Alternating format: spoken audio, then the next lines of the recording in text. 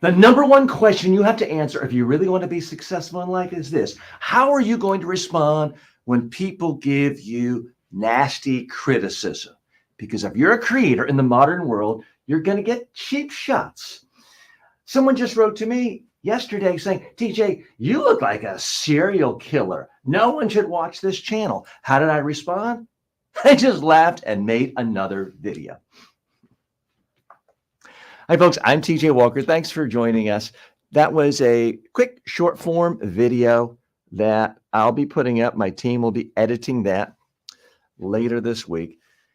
And those are the sorts of things we talk about here. How to be more successful in life by communicating more effectively. I'm going to hit stop on my record there.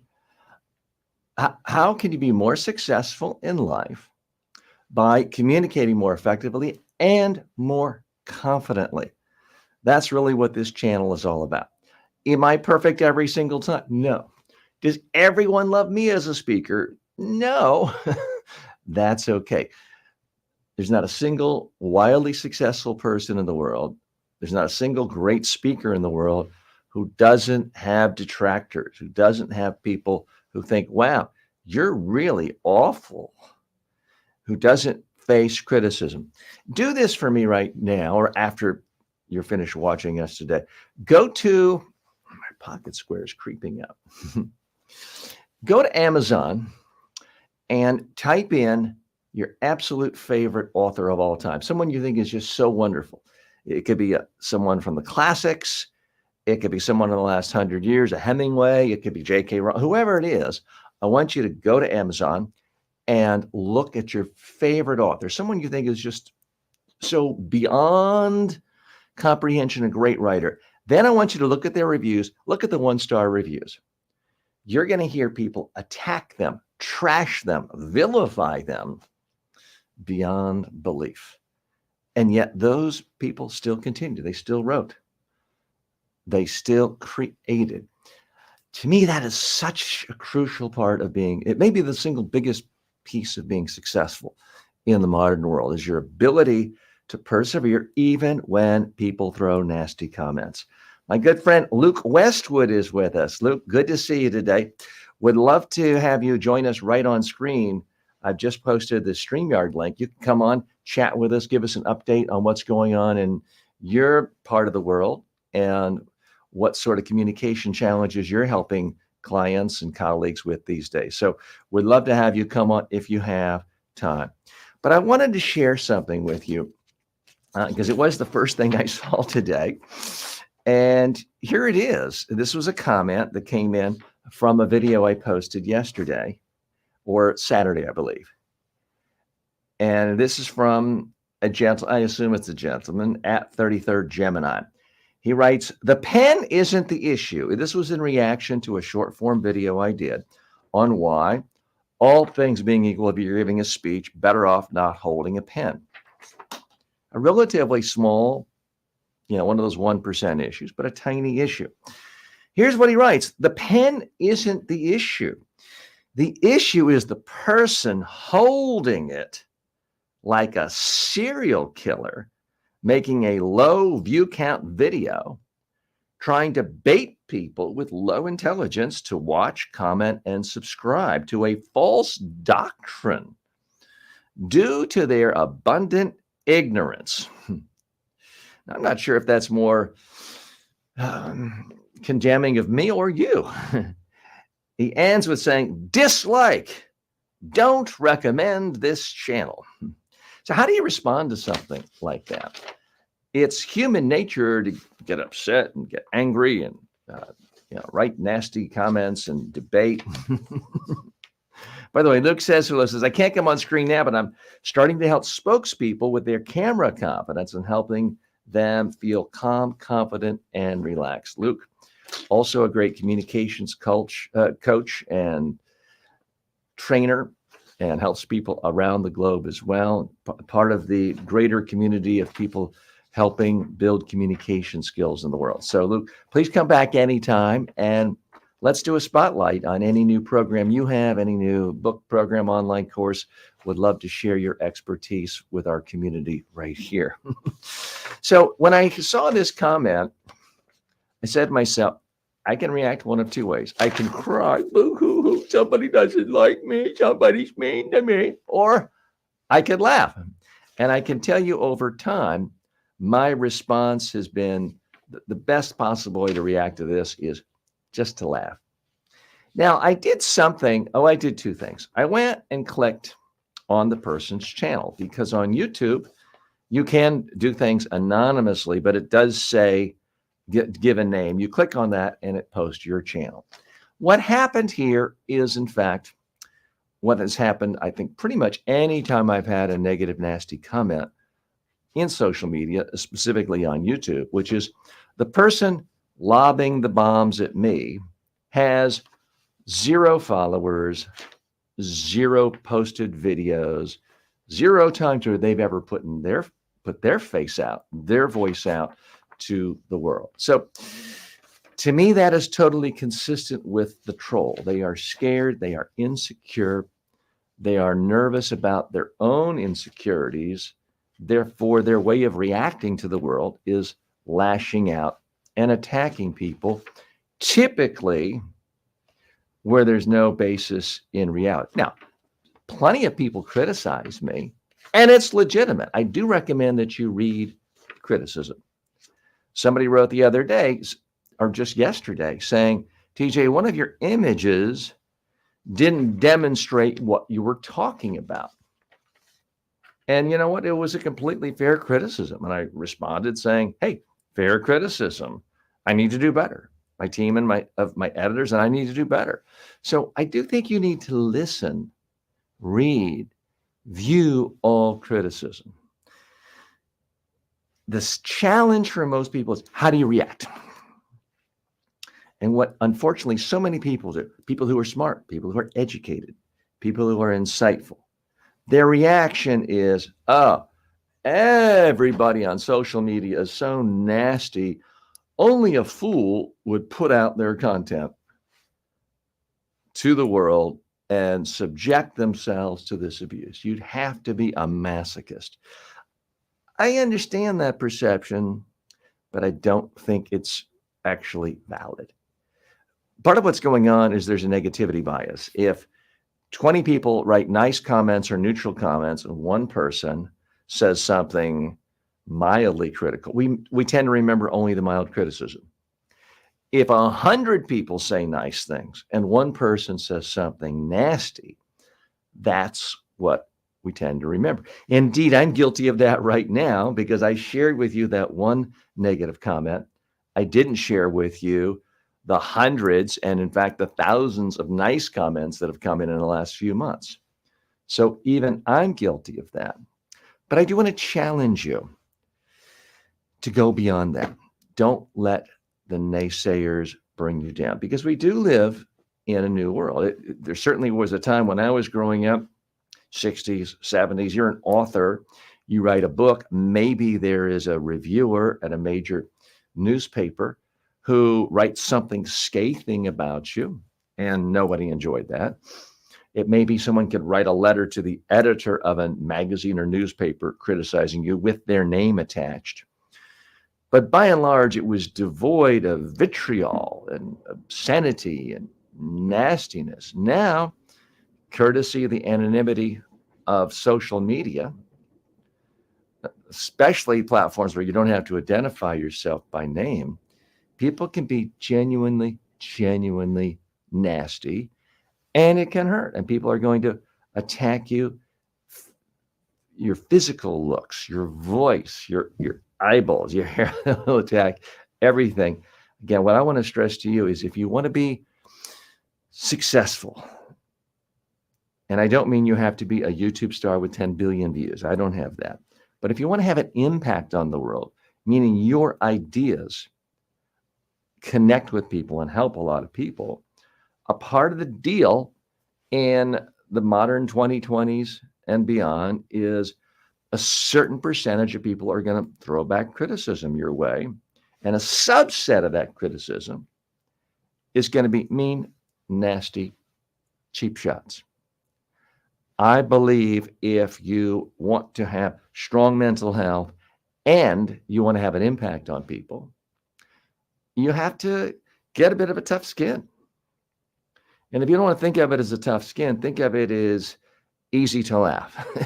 When you see something like that, just laugh. Now, I just shared with you a letter someone wrote, a comment on my own YouTube channel saying I look like a serial killer. Well, maybe. I mean, after all, let's be honest. Most serial killers, at least in the United States, are white men. So I am a white man. So yeah, I guess you could say I look like a serial killer. Ted Bundy was a lot younger than I was when he committed his crime, and a lot better looking. But hey, if you want to say I look like a serial killer, it's okay.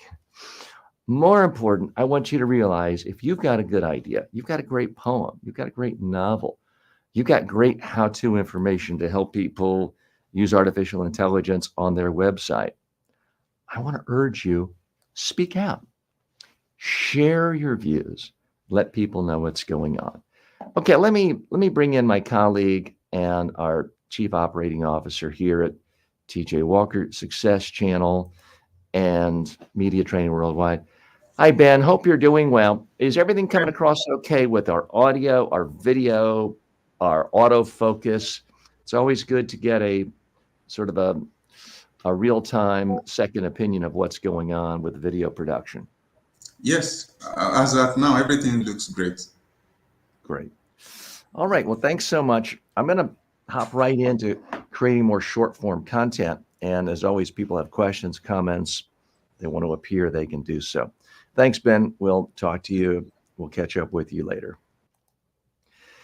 So today is sort of open forum. I'm going to be taking your questions. You can post questions right here on YouTube. You can post questions on StreamYard. If you're watching this on LinkedIn, Facebook, Twitch, Instagram, X, I can see your comments right here. And if you even want to join me on screen, you can do that as well. All you have to do is sign into StreamYard. I've posted the link at the top of the comments section. So I'm going to be doing what I frequently do here, which is kind of a show within a show. I'm here talking to you live, but I'm also taking you sort of behind the curtains of my workshop, showing you what's really going on, showing you how content creators make content, and our thought process, our failures, our mistakes. When I make a mistake, you see it. When most YouTube creators make a mistake recording a video, you never see it. You're only seeing the finished product where everything is smooth, everything is easy, everyone does everything perfectly in one take. Well, I'm here showing you warts and all. Now, I try to do most of my videos in one take. I would say on good days, I'm doing 95%. But some of you may have noticed last week, end of hour 3, I sometimes stumbled 2 or 3 times making a video. You know what? That's okay. You just hit delete. You do it again. And I find that's much easier, much more time efficient than trying to edit out 189 ums or uhs or blunders. Easiest to just hit delete and keep going. So I have a whole new list of questions. By the way, I take questions from you live. Those always take precedence. If you want to type in your questions about any aspect of communication skills. Sometimes people email them to me. My email address is located in the About You section of this channel. You can see that pretty much on every platform. And also, I take questions from people who appear live and just show up on screen on StreamYard.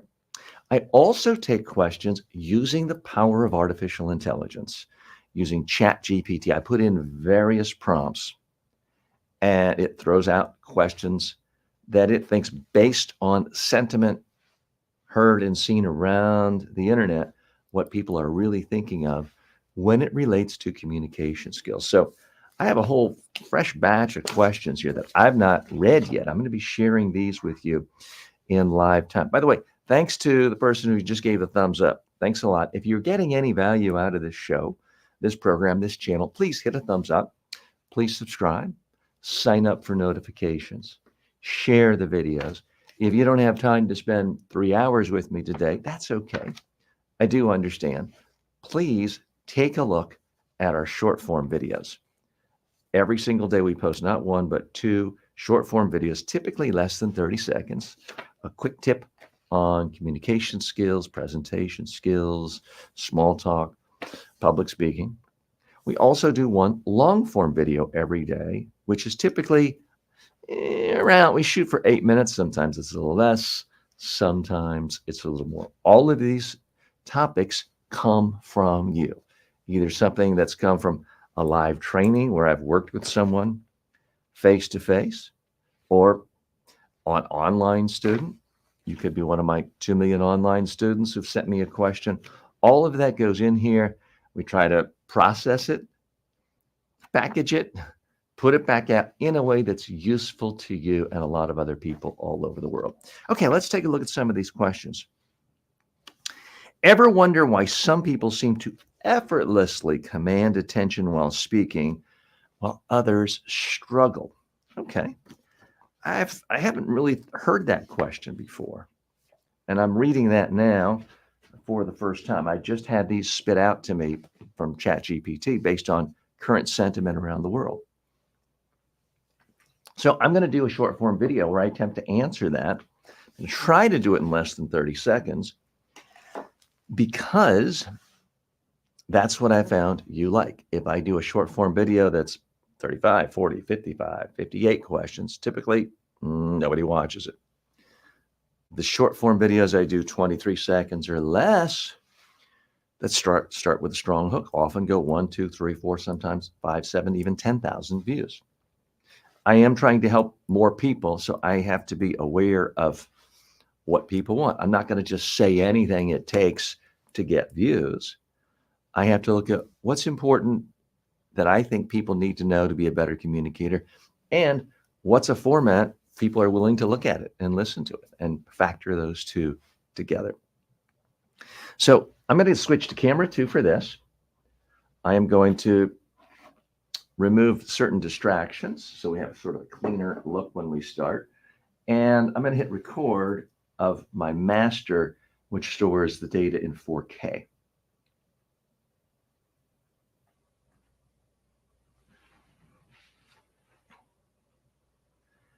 Ever wonder why some people effortlessly command attention when they speak, while the rest of us struggle? It's easy. It's about more at-bats. The more you speak, the easier it gets. Someone who is a chef who cooks every single day for hours is a lot more comfortable in the kitchen than someone coming in for the first time saying, oh, how do I crack an egg? How do I make an omelet? Okay, so that was my attempt to answer that question in short form. Now, some of these questions I'll come back and I'll do a long form video. Yeah, I necessarily had to be very short, concise, truncate this, because it's not just hearing the question, it's not just answering the question. I have to ask myself, out of the 5, 10, 20, 50, 100 things I could say about it, what's really the most important thing for people to get if I only have time for one substantive tip? And that's there's pluses and minuses to every form of communication. A short form video, you reach a lot more people. It's just a lot easier to get eyeballs. The downside is you can't go into depth the way you can. For example, some of my online courses on communication skills are 30 hours long. So it's a trade-off. Maybe I only have a handful of people go into a 30-hour course today. They're going to get a lot out of it. But maybe 2, 3, 4, 10,000 people watch a short form video. So you have to reach people in different ways in the modern world. Let's go to the next question.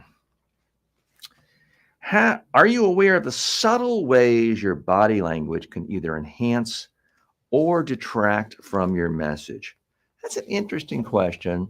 Sometimes I'll read questions and I'll think, okay, I could sort of talk that out, have a discussion about it for 10 minutes, which in many ways is easier than delivering a pithy 22-second how-to on that. that I'm going to put that in one of those categories. Have you ever felt like your voice doesn't quite convey the authority or warmth you intend? Okay, that's similar to one I've done recently, but it is a little bit different. So part of my challenge is, how can I stress recurring themes that are really important, but do it in a way where there's enough difference where it doesn't just bore people and it doesn't make people say, well, TJ's saying the same old thing. So that is one of the challenges that I think any content creator faces. And luminaries like Gary Vaynerchuk says, hey, I'm criticized all the time for saying the same thing over and over again. And you're right. I say the same thing because it's really important and people aren't doing it. I do kind of feel the same thing. Now, I might not have the huge audience, the 170 million impressions a month in social media that Gary Vaynerchuk does, but I do have hundreds of thousands of people who watch my content over the course of a month. And I don't want to repeat myself too often. I always want to give people a sense of, wow, that was a unique twist. I hadn't quite heard it or seen it that way before. So that's part of my challenge. So let me take a stab at this one. Have you ever felt like your voice doesn't quite convey the authority or warmth you intended? Okay. So again, I'm gonna do the camera 2 shot because the data shows that typically is what people respond to the best on my channel.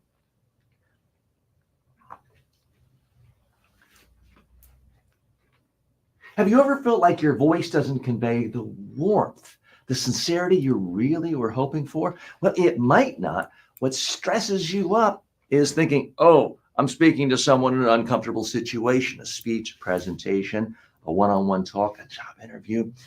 You're keyed up on what you're going to say. The key is you need to practice and listen to yourself. Just use your cell phone to get to the point where you love the sound of your own voice. Okay, so that one I have to confess I'm not incredibly happy with. It is good advice. It does take me back to one of my pillars. One of my keystones is you need to practice speaking, recording yourself, listening to yourself. And these days, of course, it's very easy to do with your cell phone. The problem, of course, is most people don't like doing that. So when I stress to people to do that, I run the risk of sometimes people thinking, yeah, TJ, I've heard you say that before. I'm sure it's good advice, but I don't want to do it because I hate the sound of my own voice. So I'm not going to listen to you. So that's a part of my challenge. So a couple of comments have just come in. Luke says, I still remember when TJ provided me with a video testimonial. It was a small gesture from TJ, but had a huge impact when I'm talking to clients. Let's talk about that. And Luke, I appreciate that. I had forgotten that. It was a small gesture on my part. Anyone can do it. And yet most people don't. Quite often people will ask you letter of endorsement or a reference letter. And certainly you can do that. But we live in a world where video is more powerful. Anyone can write anything, stick your name to it. No one even knows it's real. And yes, there is the ability through artificial intelligence and deep fakes to create a video where Steve Jobs endorses you or Ben Franklin endorses you or someone well-known in your industry and it's fake. But I certainly haven't seen a rash of those. And I don't know if many people have the chutzpah to do that. I do think that it is very powerful to do a video endorsement of someone. And they do appreciate it because, again, most people don't do it. And you can do it in one click. In fact, that may be the topic of a short form video I should do in just a moment. And Luke says, it takes a pride of place on my LinkedIn profile. Okay, great. That's fantastic to know, Luke. That you've given me a good idea. I appreciate it. That's why we're here for this interaction. But first, let's go to VL now. It says, in my job, I have to say no to people's requests from time to time. The authority of that no requires fully believing it and staring into their soul when you say it. Okay. Now, BL, you've intrigued me. If you have the time and you're in a quiet place, I'd love you to click on the StreamYard link and come right in and share the screen with me and talk to us about that, because a lot of people have to do exactly what you're doing, whether you're a loan manager at a bank where you have to say no to entrepreneurs who want money and have no collateral. There's all kinds of jobs where we have to say no to people. And in fact, anyone who reaches any sort of notoriety or acclaim is going to be pitched by people all the time saying, hey, do this for me, back this, endorse this, invest in this. So a lot of no's are generally required. Certainly if you're an angel investor or a venture capitalist, the ones I know say you got to say no more than 99% of the time, because you get thousands of pitches coming in. And if you can make maybe 4 investments in a year, and or maybe at most 10 investments, 9 of them are horrible, but 1 does well, then you can still have a profitable year. But that involves 1,000 no's. So BL, if you want to share, either right on camera with us or type in, I would love to know. But you've given me an idea for a topic as well. Okay, so let me do a short form video right now on these 2 topics that have just been brought up from our community. And thanks, Luke, and thanks, BL.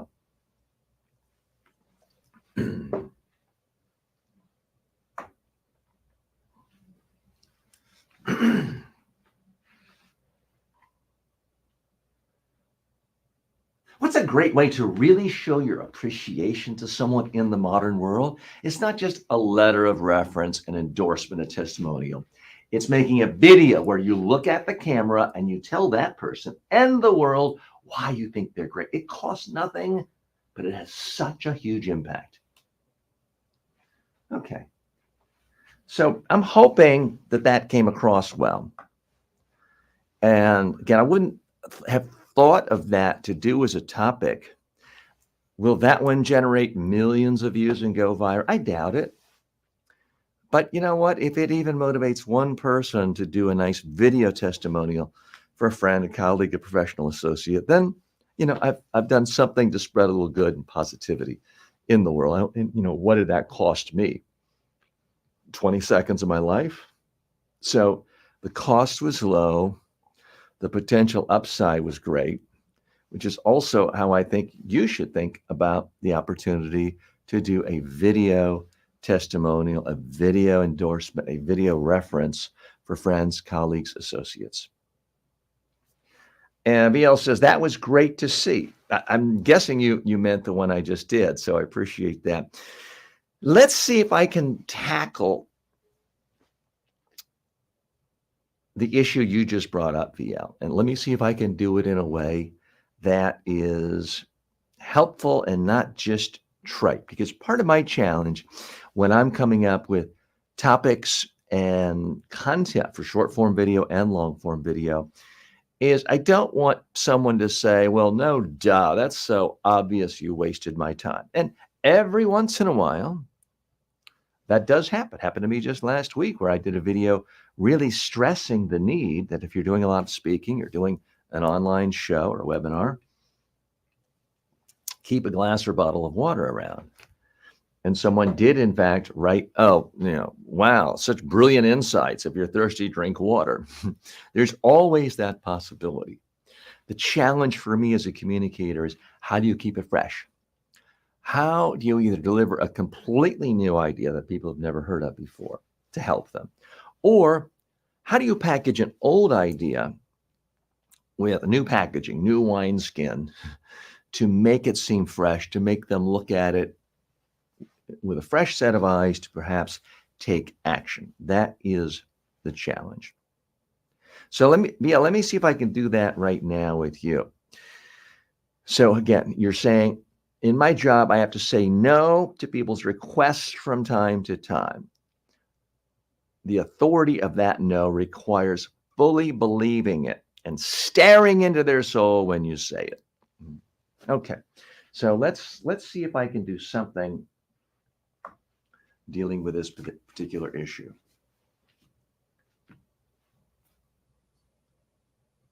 There are times when your communication with someone else means you have to say no, and you have to say it with authority.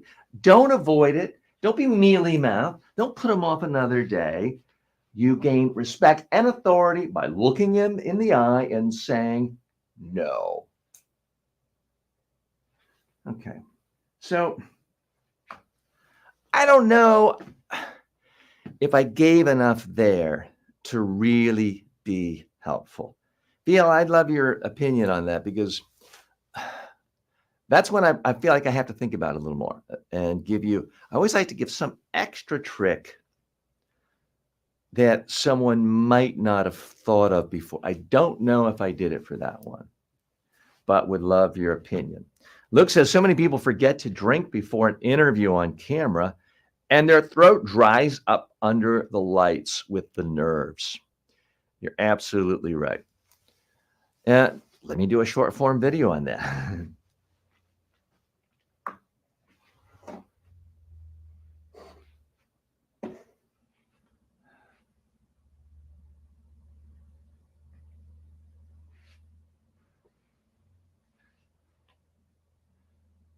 You rehearsed, you practiced, you're all ready for this big interview. It starts, you're 5 seconds in, all of a sudden, your throat goes dry.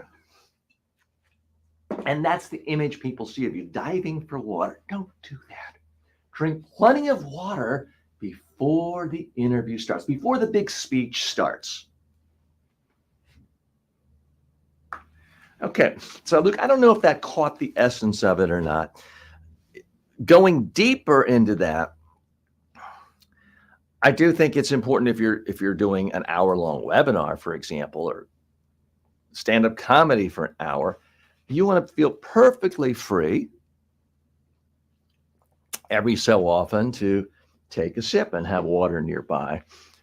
I didn't feel like I could go to that second point and that third point and be true to the fundamental nature of a YouTube short and a TikTok short, which is basically one tip, one idea. So that's why I stopped it right there. Cryptic Cow says, hello, TJ. Cryptic, nice to hear from you. Or Crow, Cryptic Crow, not Cryptic Crow. I took the R out of there.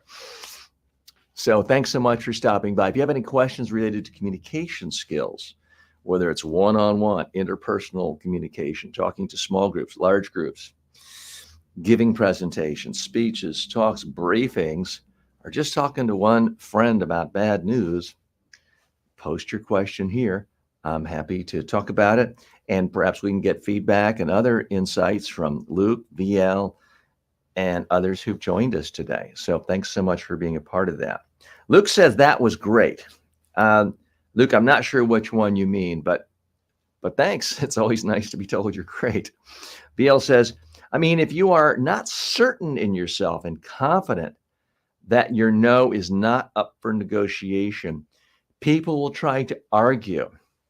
But if you deliver the no strong enough, that certainty is communicated. Okay. So let's get into the nuances there. There are many people in life who are conflict avoiders. They want to avoid conflict. So instead of saying no, they'll say, I'm not sure, check back with me. They want to push off that inevitable moment of reckoning where they know that they're not getting what they're asking for. So this can be a problem, men, women, young, old. It's a problem at any point. And in the short term, if you avoid saying no to someone, then they're not going to be angry with you at that moment. But in the long run, you can actually create more anger, more anxiety by leading people along, letting people think, oh, I still have a chance. I still might get that refund. I still might get that loan. I still might get that investment. You're much better off with a clear, forceful no. Let's talk about that a little more. Luke liked what I just said about the drinking water one was great. So thanks, Luke.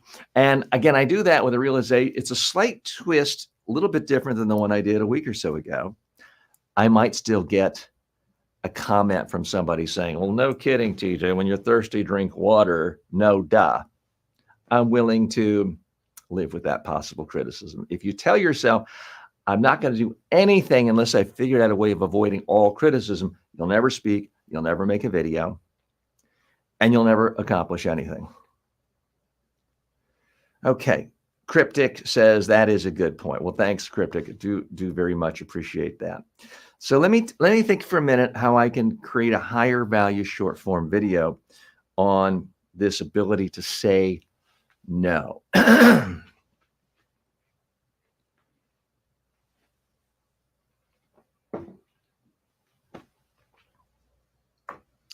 Let me take a stab at this.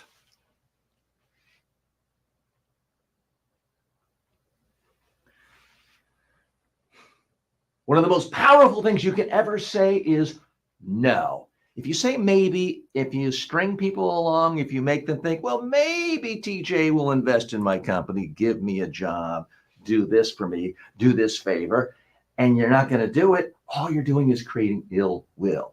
You will create more authority and respect by looking people in the eye sometimes and saying no. Okay. That's a slightly different nuance from what I said earlier. Whether it's enough to really be meaningful to people, I don't know. Would I want to run those two videos in the same 24-hour periods? No, it might seem redundant, but I think there's a little bit of difference there.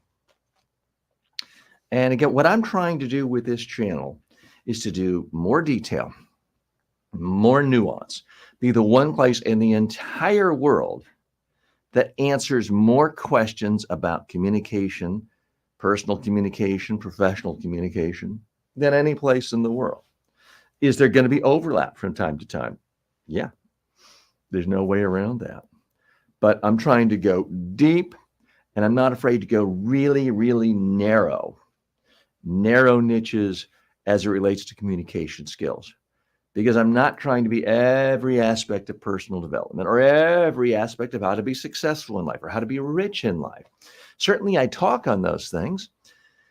And the name of the channel, TJ Walker Success, is about being successful, but it's how to be successful in a specific way through more effective communication and by being more confident when you communicate. It's not about how to be more successful by trading crypto more profitably, which is, don't even get me started on that topic.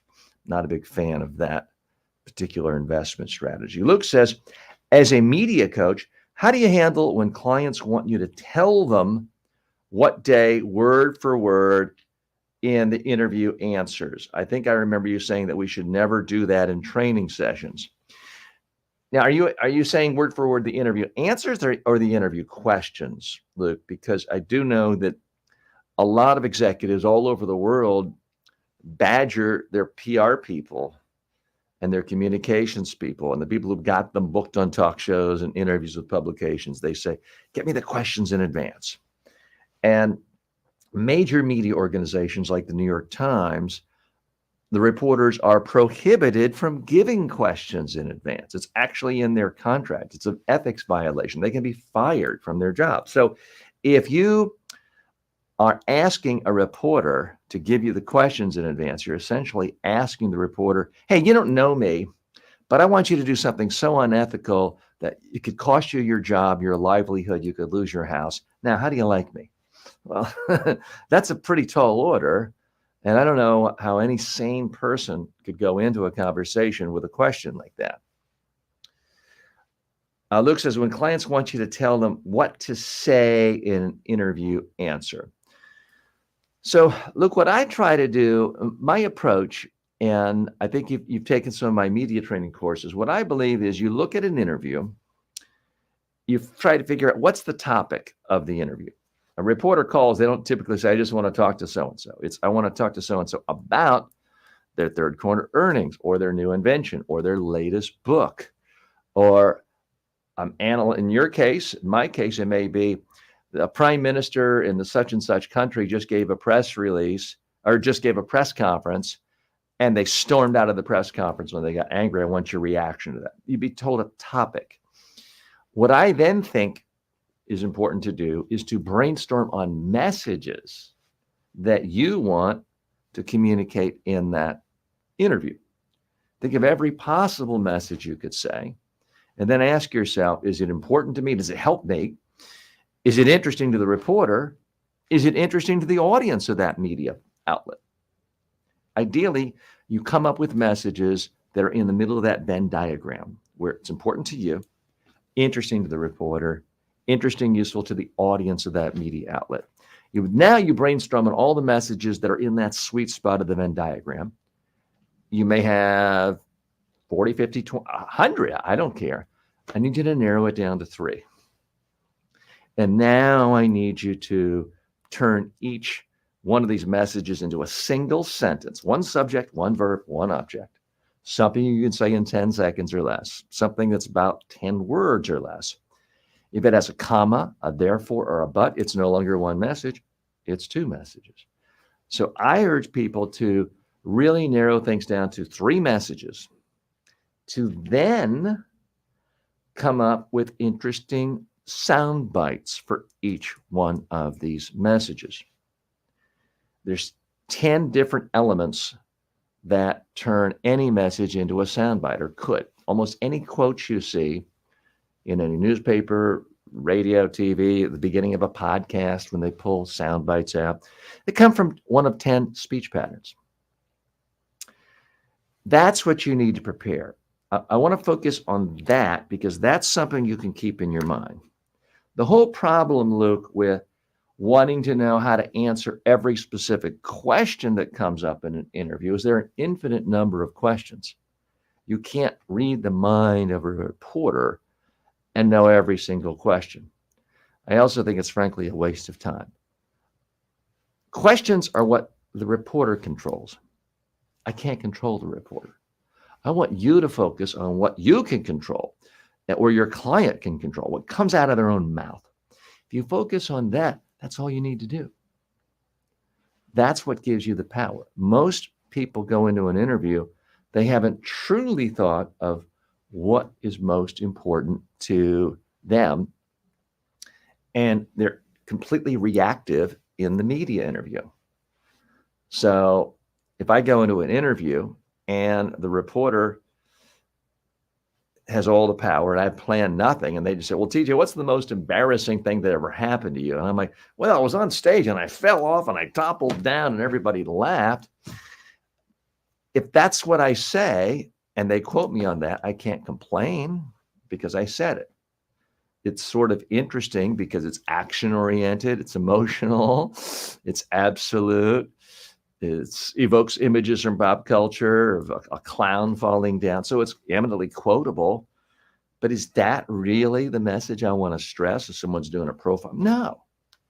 So the problem was not that I didn't have an answer plan for that question. The problem was that I didn't have specific messages prepared in advance. Now, if you're interested in this, I know, Luke, you've gone through the course. I do have a master communicator course on media training. So if you go to my website, mediatrainingworldwide.com, and there's a link to it in the About section of this YouTube channel or any social media platform you're on, you can see this complete media training course. And it details how to create sound bites, and it goes into vast detail on how to answer questions strategically. So that course is available. It's also available on the Udemy platform. If you have got more time than budget these days, you can get the course absolutely for free if you want to become a part of my ambassador program. And the details of that are in the About section right here on the YouTube channel. So you can check that out. We really do have something for everyone, every sort of budget. Everyone either has time, some version of time, some amount of money to invest, from 0 to infinite. So we try to be accommodating. Okay, so Luke says, thanks for that. I was thinking along the lines, but sometimes it still comes up. I also provide clients with an ebook of 100 sound bites I've taken from watching the news, and they love it. That sounds like a great idea. If you want to share that book, what you could do, if only if you want to. You can put it in the private chat, and then I can post a link to it right here so people can see it if you feel like doing that. Or if it's, if it's for sale, I'm more than happy for you to come on camera, whether it's today or another day, and promote it and talk about it, and we'll put up the link. So this channel is a little bit different from the typical YouTube channel or Facebook group where people are like, no promotion, no self-promotion. I actually want to empower people to be able to promote themselves more effectively, primarily by speaking about their creations, whether it's a product, whether it's a service, a campaign, an idea. I want to make you more comfortable promoting yourself. So I extend that invitation to you, Luke, if you want to, at any point, talk about that book, either to sell or to give away as a freebie. VL says, I can now stand in front of a lot of people and talk to them because I now realize all of us are idiots, but I'm still anxious and intimidated to video live or live stream why? I'm not quite sure the last part. Oh, as I don't know who is watching. You can't see the audience. It's true, VL, but here's the thing about live video is in many respects, it's actually much easier. Now, I have talked about this from time to time, but really experienced politicians in virtually any country these days, if they are involved in a scandal and they're trying to avoid the media, and they finally decide that they want to talk to the media, will often give as a prerequisite, a condition for the interview. They'll only do it if it's live. Why do they do that? Isn't live supposed to be scarier? No, live is actually easier for the person being interviewed because if you say it, it will be seen by some people. You cannot have every part of your own positive message edited out. If it is an edited interview, you have less control. Now, I would argue if you're properly media trained, you've rehearsed and you've packaged your message points and sound bites, you still have tremendous ability to control what gets quoted in the final story. But if it's live, you have even more control. So, VL, I would highly recommend that you do it. Also, remember, you're doing something live. You kind of know the people who are there who have been invited. And this, in some cases, I can see, well, Luke is here, VL's here, and several other colleagues have joined us. If it's recorded on demand, you put it out there, people may see it for years, which I think of as a good thing when you have good messages. But if you say something silly or stupid, that can be seen too. I did an interview once with a guy I was friendly with, an associate with, and it was just an unmitigated disaster. I thought this interview couldn't go any worse. He took phone calls during the interview. He started talking to someone else who walked in the room. It pretty much violated every single thing you could think of. And I thought, well, how can I turn lemons into lemonade? I looked at the video and I said, you know what? Let's just make something out of this.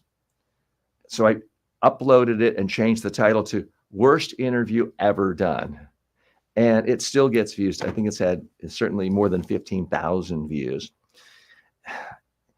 But does it necessarily put me in the best light too? I haven't looked at it in a long time. You can check it out. It is, I think, on this channel, but it may be someplace else on a different channel as well. But if you just search my name plus worst interview ever, you'll see this interview and you'll see me. I mean, I look a little younger because it's about 15 years ago, but he starts laughing, I start laughing. The whole thing just sort of spiraled out of control. And people still see that again and again and again on a regular basis. So the reason I say that, VL, is it's an illusion of safety to think, well, it's not live. I have more control. No, if someone else is recording it or you're being interviewed by a TV outlet, the fact that it's not live doesn't give you more control. It gives you less control. They could say, hey, before we start, tell me, what's the most embarrassing thing that ever happened? If you say something, you might not even realize you're being recorded. Of course, assume you are. They could use that as the only thing. So live actually gives you more power. But the ultimate power is practicing in advance, deciding your messages in advance, practicing delivering your messages, practicing the sound bites you have and putting it out there. That's ultimately what gives you the most control, which therefore should give you the most confidence. Rose says hello. Luke says, I need to find that video. Rose says, I saw it. Okay. So I can't find it for you now because I'm here with you live, but maybe I will during a commercial break. But it's at least it was amusing to be there at the time. Other people might look at it and say, oh my God, that's horrible. Why would he show that? I do believe, not that you want to put out anything at any time, no matter how awful it makes you look, but I do think we live in a modern world where it's so hard to get attention that there's not any one power to make you from one video or break you. It's about the cumulative effect. I'm old enough to remember there was a time back in the 80s, early 90s, you go on a major TV show like the Oprah Winfrey Show, where 10, 15 million people are watching it. One appearance, 5-10 minutes, makes a whole career, makes a whole business. Your book can become a bestseller. Your business can explode in a positive way. Those days are gone. The power of the media today is by hitting people in a lot of different formats with tremendous regularity across a lot of different platforms. That's the power. So I personally am not worried about any one video clip that is less than perfect. Does that mean you should never care about quality? No, that's not what I'm saying. Rose, if you want to join us on camera today, more than happy to hear your opinions. If you have any questions about any aspect of communication skills, please post them here and I'd be happy to answer them. And we may even turn it into a short form or long form video that is put out in social media later, edited, refined to try to reach an even larger audience. Luke says, as a media trainer that can help you relate to you when you see an interview that doesn't go according to plan. It shows you're human like the rest of them. Well, that is, I guess, part of my thought of why I would put out a video like that. Now, I was there not conducting a media training, but I was interviewing him. I think it was a different venture I had at the time, like the pitching channel, where it was all related to communication skills. But he was an investor. So I was interviewing him about what he likes to hear when entrepreneurs, when startup founders are pitching him for investment money. I believe that was the context for it. But Luke says, absolutely right. It can help you relate. Don't be afraid to show something where you're less than perfect. And I think there's no better example of this than Gary Vaynerchuk. He is someone I mention from time to time, not because I think he has the one answer for everyone. He has one way that works for him. But when you see Gary Vaynerchuk, he's wildly successful. Every book he writes sort of instantly goes to the New York Times bestseller list. And he does have another one coming out next month, which I believe I have already pre-ordered. But he's not afraid to show up on camera, rumpled, the 5-day stubble, baseball cap sort of scrunched over his head, curse words are coming out of his mouth. He's not afraid to make a mistake or backtrack. He puts a lot out there and it connects with people. It resonates with people. And he has a huge, huge, huge fan base of people who will buy any book, show up at his seminars.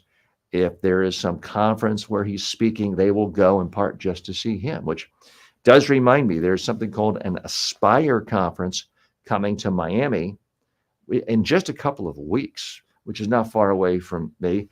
And Gary Vaynerchuk is one of the speakers. He is a draw to them because he's in social media every day, sometimes making mistakes, sometimes showing himself less than perfect, but it helps build a brand and a following.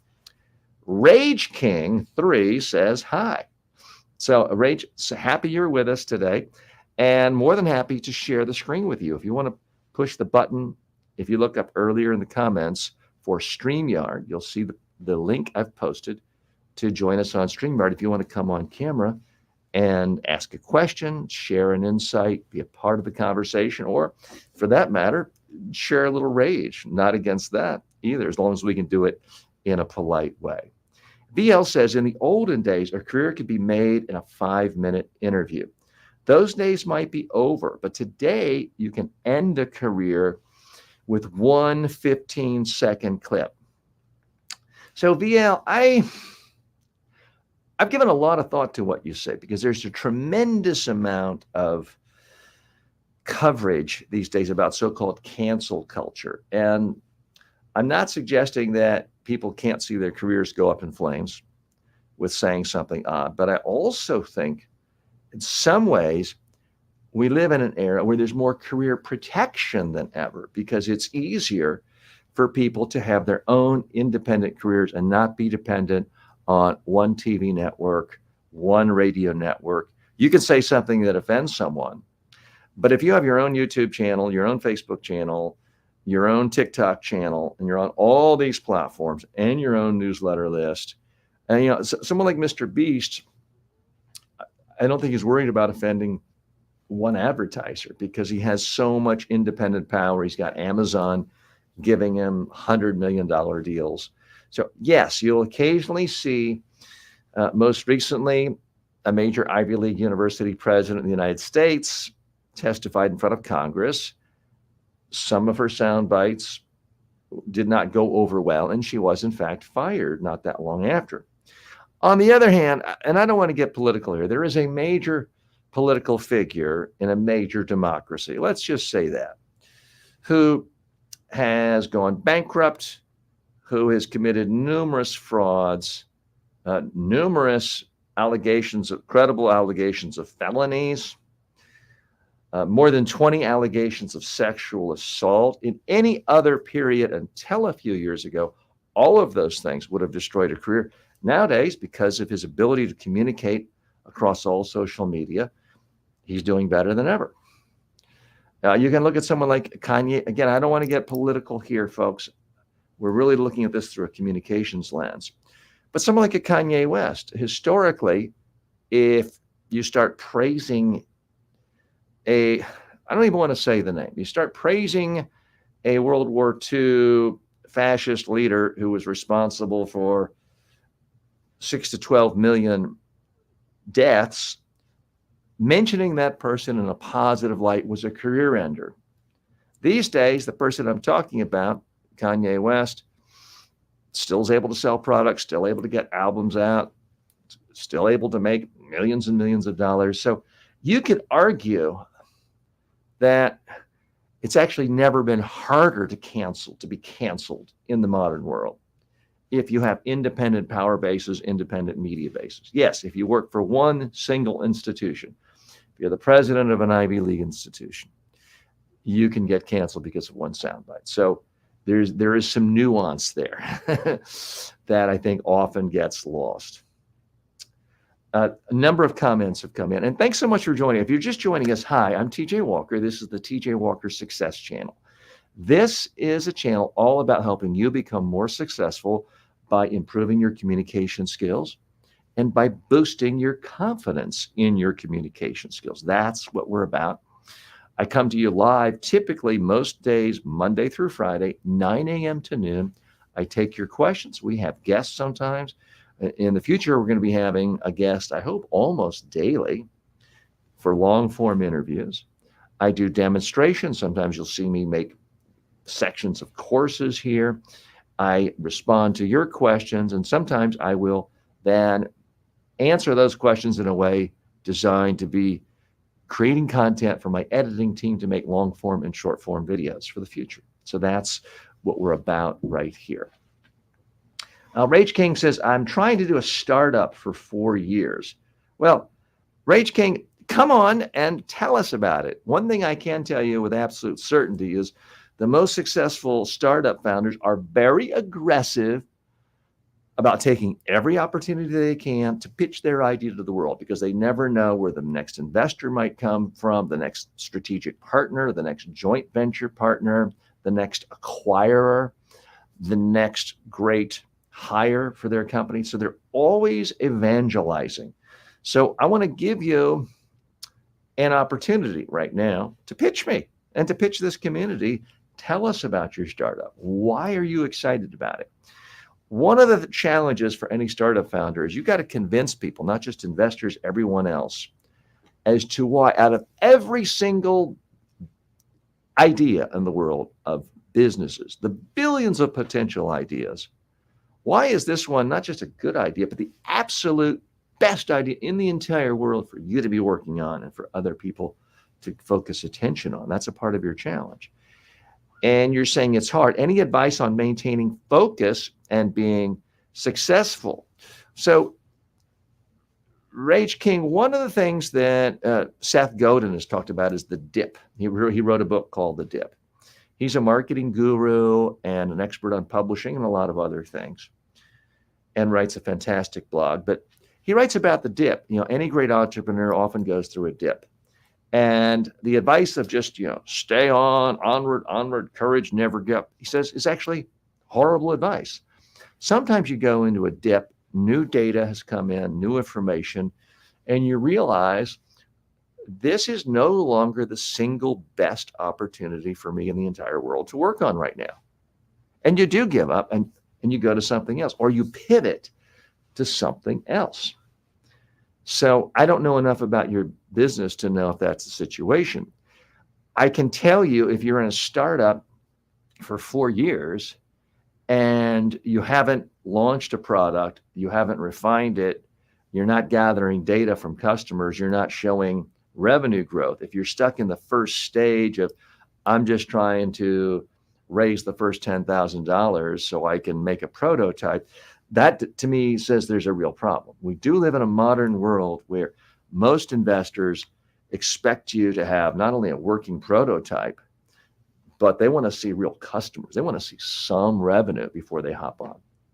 Everyone is looking for a way of mitigating risk. And I hate the word mitigate, but in that case, it is something people really use quite often. They want to reduce risk. They want to lessen risk. So that would be one challenge I have for you is if an investor says, seems like a good idea, what have you done in the 4 years? You need to show all these benchmarks that you have accomplished, showing consistent progress. So again, if you want to come on and talk about that, I'm very happy to talk to you, because I do work with a lot of entrepreneurs, startups, and I've been involved with a lot of them myself, some successful, none that have gone IPO level, and plenty, and I mean plenty, that have been wildly unsuccessful. So I think I can give you a fair perspective on any of that. If you're having trouble maintaining focus, oftentimes what that really means is you pick something you're not that interested in, or you picked a niche where you're consistently getting signals from the marketplace that you're not meeting a real need.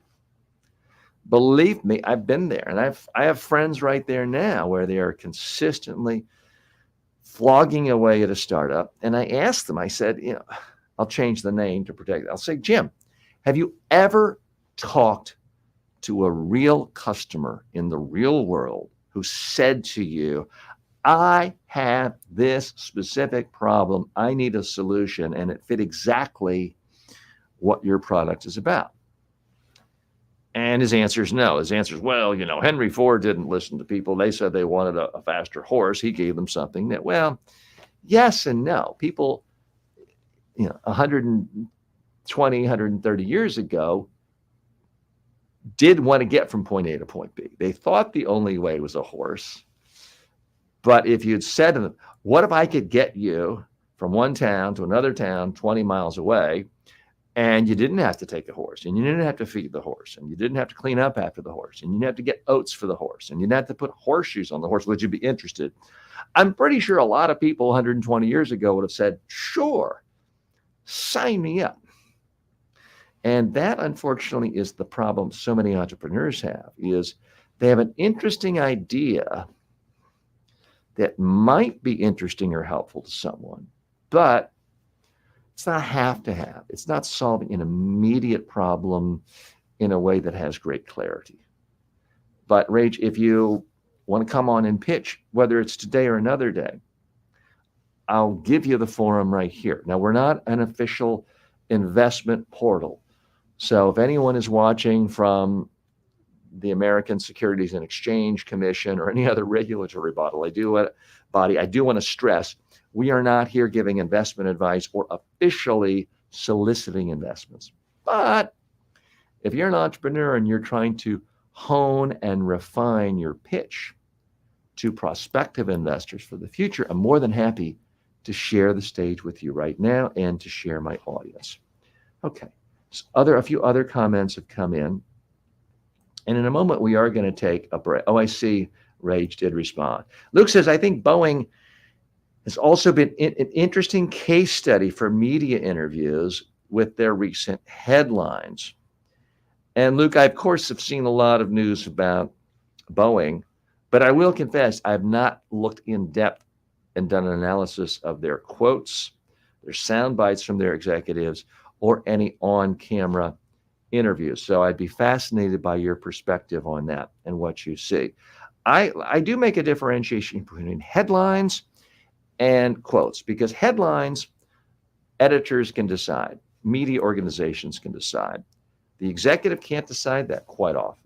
You can influence it, but you can't decide it. What we do have control over, and what media trainers like you, Luke, and like me can really help people with, is figuring out in advance what quotes are going to get into the story, because we plan them and prepare them and they come out of our mouths and our clients' mouths during the interview. That is something that can, in fact, be controlled. But Luke, I'd be fascinated by your perspective on Boeing and what you think they've done well, but also where you think they need to improve. Oh, by the way, and I see Rage is joining us from Twitch. I will confess, of all the platforms we're on, that's the one I know the least about and have spent the least amount of time. So very happy that you are joining us from Twitch. Always happy to have a new platform. So Rage says, I'm in Australia. Fantastic country. I once had the pleasure of training the Miss Australia, who became Miss USA many, many years ago. In our country, Rage says, I'm in Australia and our country thinks, he mentions the name of a particular American politician that I don't want to mention because I don't want this channel to become a political channel. But he mentions that in Australia, a lot of people think that a particular American politician is an idiot. And we think he is ruining America's image. Again, without getting political, I don't want to start flame wars. Rage, I'm with you on that one. I'm absolutely with you on that one. But we're going to have to shelve that for another day, because there's simply no way an American can talk about that without being overrun with screams, obscenities, death threats, etc. So I'm going to table that conversation about particular American politicians. Rage says, my startup, we make it easier to reduce costs when selling a property. Okay, so that is a very intriguing topic to a lot of people. Here in the United States, recent litigation has completely changed the commission structure for real estate brokers in the United States. So people are always looking for ways of reducing costs, especially in countries where the average homeownership price is beyond the reach of most people in that country, which is certainly the case in the United States. Rage says we have spent $200,000 on a software as a service product.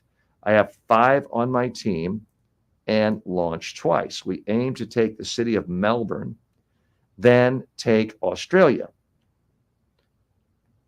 We allow home sellers to connect directly to different agent databases, similar to the MLS system in America, but modernized. I'd like to pitch, but I can't for the moment now. Okay. So, Rage, let's assume that I am an investor, and I'm assuming you're perhaps looking for another round of funding. I mean, $200,000 for a software as a service product with 5 staff in 4 years is a very small amount of money. So I have to assume you do need more money. So let me put on my hat as a potential investor, and I'm not an investor in things like this. But I do think I can give you the mindset of an investor. Anytime you're giving a speech, a presentation, You always have to think about what is the mindset of my audience. If you're being interviewed for a job, you got to put yourself in the shoes of what is this person interviewing me really looking for? What do they need to hear to hire me?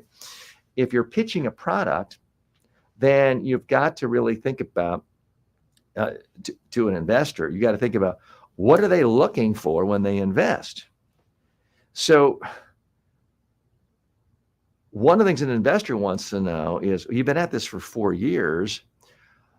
Where are you getting now? Why hasn't this taken off? What is the stumbling block? Is there a legal problem? Is there a regulatory problem? Is there simply a problem of marketing? If it is marketing, have you recruited a chief marketing officer? What is the main way of reaching people? These are all questions that I think an investor needs to hear. And there is a point for a startup where people want to know, if you've been around for a while, why haven't you progressed faster? Now, people always hear about overnight startups. Then, the person is 17 and by their 18th birthday, they became a billionaire and went public. That's not how most businesses work. Most businesses, it's 10 years, even the most wildly successful businesses. It's 10 years from the time of a concept until an acquisition or going public. And so it's a long slog. 4 years is not that long in the scheme of things. But it is a long time if you haven't come up with specific accomplishments along the way. Now, you put together a team of 5. That sounds impressive. What's the next big goal you have? What's the next big metric you have to hold yourself accountable and say, we did that. That was a big accomplishment. That's taken us to the next level. So that is what I think the audience of investors want to hear. And they want to know, what are you going to do with the money? If you've already spent $200,000 on Google ads and you have 10 customers, you can't very well say, I want $2 million for Google ads, because then well, that's only going to generate a few dozen customers. So that's not going to work. So you need to really be able to give people a clear-cut concept. Anyway, I'm happy to have you do this and pitch right here. Oh, Ray says, yes, this was all bootstrapped by me. No investors yet. Okay, so on the one hand, investors love it when they see you've got skin in the game. You believe in this so much, because $200,000 is a significant amount of money for almost anyone. So that does show you're seriously committed.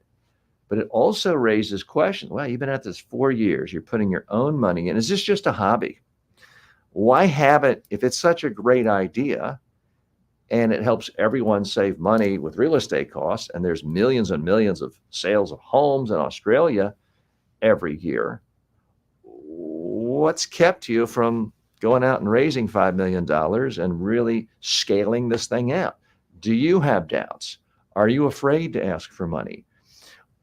Is this just a hobby for you? These are all questions going on in the mind of a potential investor.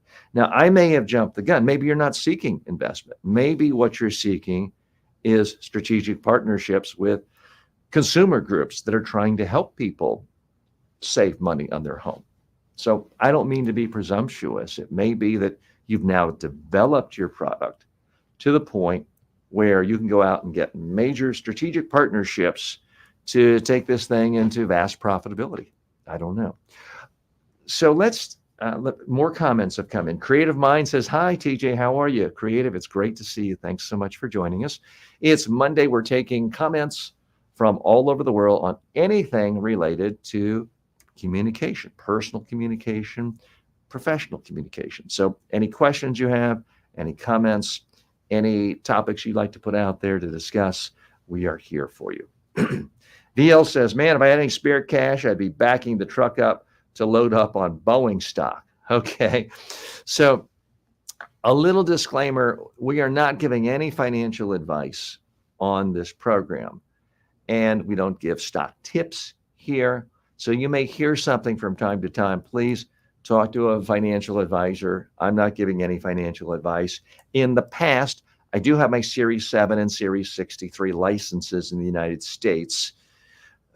to be a certain type of financial advisor. I do not maintain those licenses, and I'm not here giving you any financial advice. So just want to make a little disclosure right there. Rage says, I might look at investors when we get traction with customers. Next launch will be our third one, and it will be a proper launch. Thanks for your advice. Well, Rage, we wish you the best. And again, come share it with us. Come talk to us about it. I do find that the most successful entrepreneurs really do see themselves as evangelists, and they just take every single opportunity they can to speak out, get people talking about it. It may be that the vast majority of our audience doesn't live in Melbourne. In fact, I know that to be true, but you never know. I mean, I do personally have a good friend right here in Delray Beach, Florida, who is from Australia, is very much into real estate investing, and is an investor, and goes back to Australia all the time. I don't have enough to talk to him about this now. And you never know when you plant seeds where they could go. So that's my only point, is at some point, come back and talk to us and talk to everyone about what you're doing. We're going to take a quick commercial break here right now. I'm going to show you some ads. Not that I want you to buy all these products, but these are ads that I've made that are a part of the Amazon Influencer Program. And I'm doing these in part because I want you to think about how you can become an influencer too, whether it's for Amazon, whether it's for Walmart, Target, an influencer for yourself, for your own products, for your own services. We do live in a time when attention is valuable. It's been said we are in an attention economy. And you can, all of us these days, if we have a video camera, i.e. a cell phone, we do in fact have the ability to capture attention and share attention. So these are ads I've done. Most of these are in one take, very little editing. And you can see Hydro Peak Thermos seems like a part of the. You can see in fact what they are. Now, I forgot if I hit the right button to share the audio. So I hope that I did. We're going to have this on for just a couple of minutes. I'll take a quick break. And we will be, you know what, let me stop and make sure that I did in fact share it the correct way with audio. Okay. Yeah, it appears as though everything. Hydro Peak Thermos seems like a part of the family. I use it every day. It tastes great. I love it because it fills me up during the day. I'm less likely to snack, but it just tastes good. It's more interesting than plain tap water. And you can make it anytime you want. I get bored drinking plain water, tap water. I love sparkling water, and yet I don't like having to drive to the store constantly, stock up on all those bottles, and then having empties around the house. That's why I love using this SodaSense CO2 cylinder. It works perfectly with my machine that creates tap water and turns it into sparkling water. If you like sparkling water, this CO2 cylinder has done a great job for me. The Stanley stapler is powerful. I mean, don't point it at anyone. When you use this, whatever you're stapling is going to stick. Just make sure you don't get it to stick to the table by accident. It's a powerful, powerful stapler. My family, we use it around our home. I use it in my office. It is effective. This Canon camcorder is still useful. I love being able to use this in a training. I can flip the viewfinder around. I love being able to attach it so easily. Light, battery. It really is a very flexible camera that still has a lot of utility in the modern world. This Amazon Basics tripod is a very effective little tool. Now, it comes up to about this high when it's fully extended, but it's light, it's simple, it's flexible. What I like about it is when it's fully compressed, it fits right into my computer bag. So I don't have to have some big equipment, fancy equipment bag taking it. I put my video cameras and this and my laptop in one bag. I put it over my shoulder on the plane, and it allows me to go anywhere in the world with tripod ready. This Sony condenser microphone is the one I've used for years and years for all of my YouTube videos. It gives clear, powerful audio It is professional in every sense. Sony, of course, well-known, well-deserved reputation for electronic excellence. If you're looking to up your game, try the Sony condenser microphone today. Of course, you want to look your best. I want to look my best, but you want to sound your best too. That's why I always put in a microphone into my iPhone 15. This microphone works perfectly. It boosts my sound. I don't have to get right next to my cell phone. I can be further away and the audio still sounds great. You're going to want to use this microphone if you want to create professional looking and sounding videos. Have you ever looked inside your computer? Chances are it is filled with dust, dirt. How do you get it clean? I use the CompuCleaner 2. This is a very, very powerful airflow. It gets rid of the dust, it gets rid of the dirt, it does not damage your computer. So if you want to really give your computer a nice spring cleaning, this is the tool for you. It's highly effective. I've had mine for years. It continues.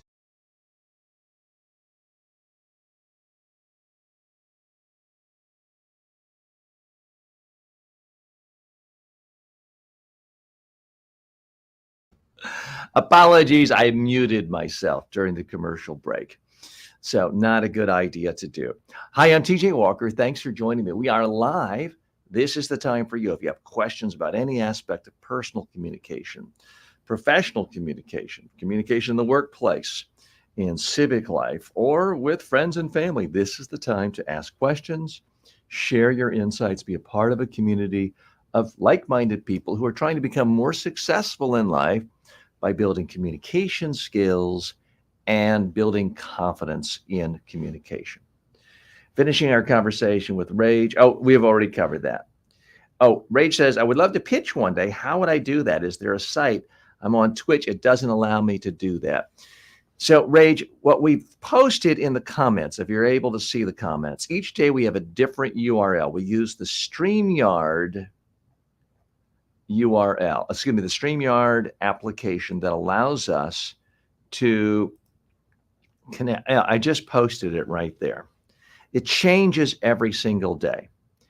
The easiest way to connect with us is to go to my YouTube channel. Typically in the community tab each day, we post a new link to StreamYard, and that is the link you would use to connect with us that particular day. And I believe if you go to YouTube right now and hit the community tab, you will see, in fact, this link. Plus, it is in the comments section. I know it's on YouTube, but it should be visible on Facebook, Instagram, LinkedIn, Twitter, and the other social media platforms. I thought you could see it on Twitch, but perhaps you can't. So apologies if that is the case. Okay, I want to continue answering questions from ChatGPT that relate to communication skills. This next one is, do you find it challenging to maintain eye contact during conversations? Okay, let's do a short form on that. I'm going to switch to camera 2. I'm going to hit record. Oh, I got to take off this comment here. We're going to hit hide. Okay. I'm going to hit record.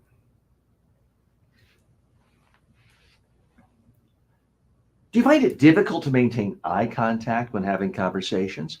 Well, take some pressure off yourself.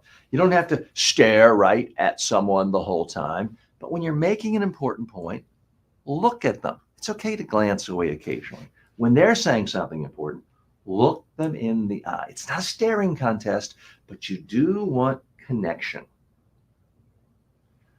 Okay. Simple short form video that I hope, that will be edited by my team and turned into a short form video content. Now, coming up later on today, as we've been doing a lot recently, is I'll be going live on Amazon. That's right. You heard that right. You're used to people talking about live on Facebook, live on YouTube, live on Twitter. Well, for some people, and it's not that hard, you can go live on Amazon and actually sell products. So we'll be doing a segment where I will be talking about books I happen to like, already recommend to people, that I bought with my own money, that I've read, that I often talk about with people. And I will be talking about it on Amazon Live. And there will be links right there where you can buy it right there if you want to. I'm doing it not so much to try to make a fortune selling books, although I have nothing against making a fortune from things like that. I'm doing it in part to demonstrate to you one person's journey through becoming an influencer. Traditionally, anything I've done online, it has been to sell my own courses, my own products, my services, my workshops, my keynote speeches, things like that. So I'm relatively new to this game of being an influencer. I'm not Kim Kardashian. I'm not Martha Stewart. But the interesting thing today is you don't have to be someone that famous. Anybody with a cell phone camera can be an influencer of sorts. If you can do a video giving people a sense of a product you like and why it might be of value to anyone else, there can be ways of monetizing that. Now, very quickly, I have to stress, this is not some get-rich-quick program. I've been in it a little over 3 months, and it's a rare day that I don't make some money, but it's a rare day that I make more than enough money for a nice Starbucks treat. Let me leave it at that. Amazon doesn't like people, their influencers, telling people all the insider secrets and all the nitty-gritty details, but I think I'm safe letting you know that. You can make money. What I'm interested in, frankly, is signals from the marketplace, new opportunities for commerce, and new opportunities for people like you, and yes, me, to connect with more people, to speak in front of more people, and to do it in a way where multiple parties can benefit. The platform can benefit, the customer who gets something they wanted and liked benefits, and the speaker, this case me, and ideally at some point you, can benefit from getting an affiliate commission. It's not quite the same as getting hired by a major convention to just show up on stage, give a speech, and get a $100,000 fee. Not going to kid you. It's not that simple, and it's not that lucrative, but it's a way in, kind of a democratized way of getting into the influencer game. Whereas traditionally, you look at someone like Kim Kardashian, Paris Hilton, for that matter, Martha Stewart. They had a huge leg up on most people, not to take anything away from them, but Martha Stewart's husband was prominent in the publishing industry, helped her get her first book deal through connections. Kim Kardashian's father, already extremely famous from the OJ trial. Paris Hilton, a part of the Hilton Hotel. Again, I don't mean to detract them or praise them. What I do want you to see is that the world has changed with respect to becoming an influencer. There's simply more opportunities now and entry points for you and for me. So that's what we'll be talking about in the final hour today. Probably in about an hour, 11:30 a.m. Eastern time today, I'll be going live on Amazon, demonstrating products, making ads for Amazon product pages, and showing you exactly how I do it. And I hope to motivate you to try to do something similar to demystify this process. Continuing to take your questions today about any aspect of communication skills, personal communication, presentation skills. We're also taking questions courtesy of artificial intelligence, ChatGPT. This next question, have you ever noticed how your nerves affect your ability to communicate effectively? That is an interesting, slightly different nuance of a question about nervousness. When I asked ChatGPT to give me questions, I specifically said, can you give me questions that are not obvious, that go a little deeper, a little unusual? I had to think about how I would answer that. With a lot of these questions, it's very easy for me to talk for 5 minutes about it. In some cases, it's a much greater challenge to figure out how to talk about it in 22 seconds or less, which is what I'm trying to do with respect to YouTube Shorts, TikTok Shorts, and others. Because when you go beyond that, at least in length for me, the viewership goes way, way down. I see we have a number of new people have joined us in the last few minutes. If you are watching this, thank you so much for stopping by. I'm TJ Walker. If you have a question related to communication skills, please post it right here. If you don't have a question, at least just say hi and let us know where you are today. It's always fun to see that we have some people in this case today, Australia, quite often India, other parts of Southeast Asia, Africa, South America, Europe, and the United States. So it's always exciting. Haven't had anyone from Antarctica lately, although I have had students in my online courses on special scientific expeditions in Antarctica taking courses there. Speaking of science, of course, today is the big lunar eclipse day. Quick reminder, I'm not a scientist or a medical doctor. Don't look at it directly. You could cause serious damage to your eyes. I'm here in South Florida, where the expectation is we would see 50% of the eclipse. So it's not the greatest place, but we are expected, I believe, to have a lot of sunshine and clarity today. So thanks so much for joining us. I see we have a number of people coming on live. Please let me know where you're from. Luke is in the United Kingdom, and he's also saying he likes hearing where people are from. And Luke, weren't you in Australia the last time we spoke? Ahmed says, I would like to join your online courses. Could you tell me how? Well, Ahmed, you're on Facebook. The easiest way is going to be if you hop over to YouTube, you'll see the About section. You'll see links to my Media Training Worldwide page, which has all my courses, a couple of hundred courses. You can also find them on the Udemy platform.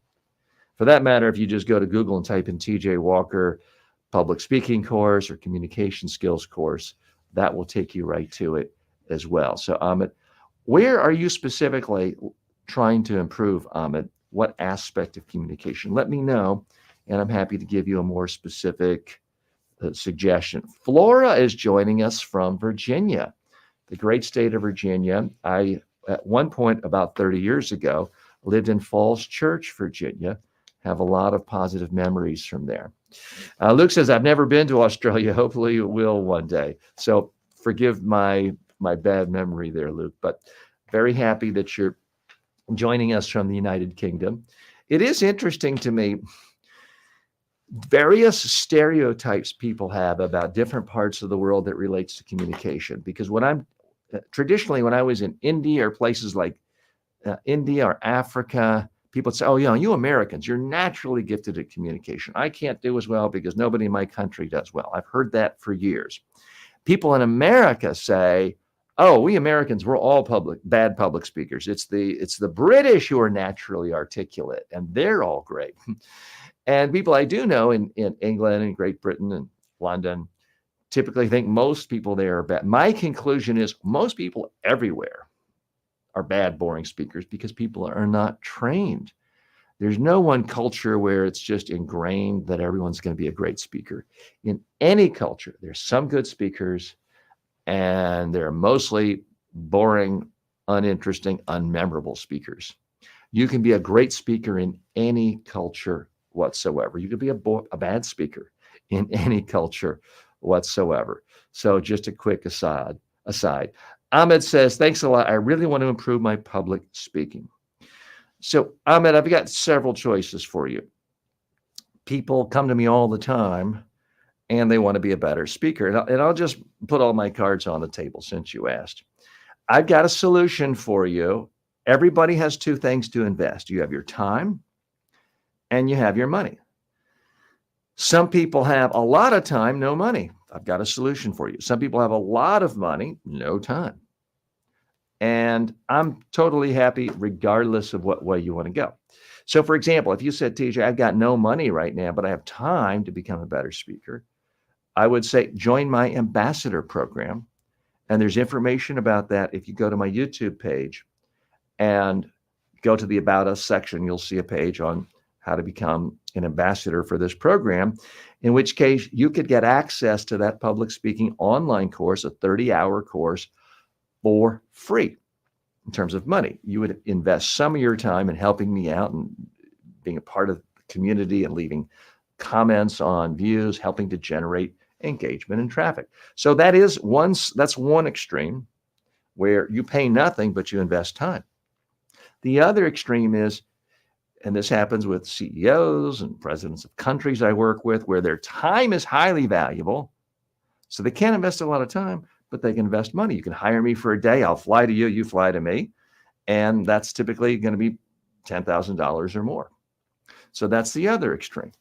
And then I've got something in between every single level. We've got online coaching programs. We have group public workshops I do with my colleague, Jess Todfeld.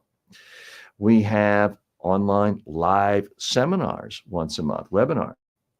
We have more extensive online courses. We have group Zoom trainings. We also have one-on-one Zoom training. So there's something really for every budget, every time frame.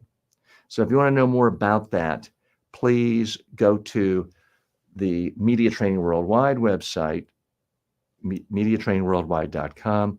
We'll be unveiling something new, possibly as soon as tomorrow, as far as a new free masterclass I'm very excited about. That is totally free to everyone without any time commitment on your part. And that'll be coming, if not tomorrow, it will be coming this week. And that'll be appearing on the newly revamped tjwalker.com website. So thanks so much, Ahmed, for asking about that. And we do have a solution for you, because I love the fact that you're here today and so many others have. And I certainly hope that I've given you tips, tricks to try here. But simply watching me or anyone online deliver videos is not going to make you a great speaker. In the same way, watching videos of Michael Phelps swim is not going to make you a better swimmer. At some point, you got to get in the pool, swim, ideally get coaching. And that is what's going to help. Ahmed says thanks, and I say thank you very much for stopping by. Okay, we're going to take more questions. This time, again, I always defer to you first if you type in questions or if you show up on camera. All you have to do is hit the StreamYard link. But we also take questions courtesy of ChatGPT and artificial intelligence.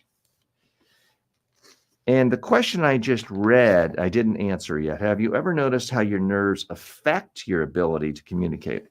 I know what I'd say if I had 5 minutes on that. I'm not yet certain what I would say in less than 30 seconds to give maximum help to people. So I'm going to circle that and come back. Are you curious about the secrets behind charismatic speakers and their ability to captivate an audience? That is an intriguing question. I haven't heard it addressed quite that way. Again, I'm sharing these questions with you in real time. I've not seen these questions. I spit these out courtesy of ChatGPT. So I'm sharing these with you. This is not a finished Mr. Beast style video designed to get billions of views. This is a workshop. I'm bringing you right into my studio, my workshop, letting you know how a communications consultant, how a content creator thinks, how we do first drafts of things, how we do rough drafts, how we make mistakes, how we process content and mold it in a way that it gets out. Now, we put out long form 3-hour live shows here. I have 200 plus online courses that have some editing to them. Those are videos on demand. And we do short form videos here every day, typically 2 videos a day, less than 30 seconds. And then long form videos. It could be from 2 minutes to an hour, but typically 6, 7, 8, 9 minutes long. So I put out a lot of content here. Do I have the absolute largest audience in the entire world? No, but it is growing, and we're building a community here. Hundreds of thousands of you at some point come across our content every single month. And what I am trying to do, and I'm very sincere about this, is to be the best place in the entire world for people to come and get questions answered about how to be a better communicator and to be more responsive than anyone else. Luke adds a comment. I've noticed that AI founders have an interesting position in media interviews at the moment. They all seem to follow a similar narrative about the risk of artificial intelligence. I've been wondering if AI startups could be an opportunity for media training clients and their founders. Okay. Well, Luke, let me share with you my perspective. I have found that for a media training business, whether you're training someone to prepare for media interviews or speeches, most of the time, startups are not great prospects, at least for me in the United States. And I do work with clients all over the world and have trained in 45 nations. The trouble with startups is typically they're starving for money. And if they just raised a big round of money, they're using it exclusively for hiring teams and for advertising and promotion. And even a well-funded startup is a tiny, tiny business compared to a mid-sized bank or a mid-sized energy company. Just proportionally, they're so much bigger. It's typically when organizations get bigger, they have an HR department, they have a training department, they have a head of training, they have a head of PR, they have a communications department, and they have time and budgets for training. Most startups, even if they are well funded, and certainly artificial intelligence startups, most of them, well, the successful ones almost by definition are very well funded, but their money is going for processing power and storage and huge computer databases. They're not typically spending their money on media training their executives. Should they? We all have self-interest. I would say, of course they should. Do they? That's another thing. So, Luke, if you can get money out of artificial intelligence startups for media training and public speaking training, bless you and good luck to you. I do wish you luck, and I mean that sincerely. For me, I don't find them looking for it. And that raises the biggest question that I do get regularly, not only about media training, but from anyone who has their own business. What is the best way of getting business in the 2020s? Because there was a time when whoever was most ferocious cold calling all day long would get the most business. And then it was whoever was best at spending a lot of money doing slick direct mail campaigns would get business. I don't think either of those techniques work in the modern era. What works most effectively in the media training business, the presentation training business, I would argue any training business, is not the outward bound marketing and the constant badgering people and let me send 10,000 LinkedIn connections to people today. The number one way of connecting with client prospects and winning over prospects is to put great ideas out in social media. Now, maybe for you, it's text post. Maybe it's books. Maybe it's long form audio podcasts with industry leaders. I do think a part of it for a lot of people should be video, creating insights, information, tips, tricks, tools that demonstrate to people in your industry you can solve their problems. All they have to do is watch you and say, wow, that makes sense. I learned a lot there. This person knows stuff. Hey, I want to go deeper. Maybe I should call him. I think that is the number one way of getting business in the modern era. It's frankly, in some ways, a lot easier than cold calling. Very few people have the intestinal fortitude to just call, and these days leave 10,000 voicemails a day because no one answers their phone. I know I don't. So I think it's a more effective way of using your time and resources and reaching more people.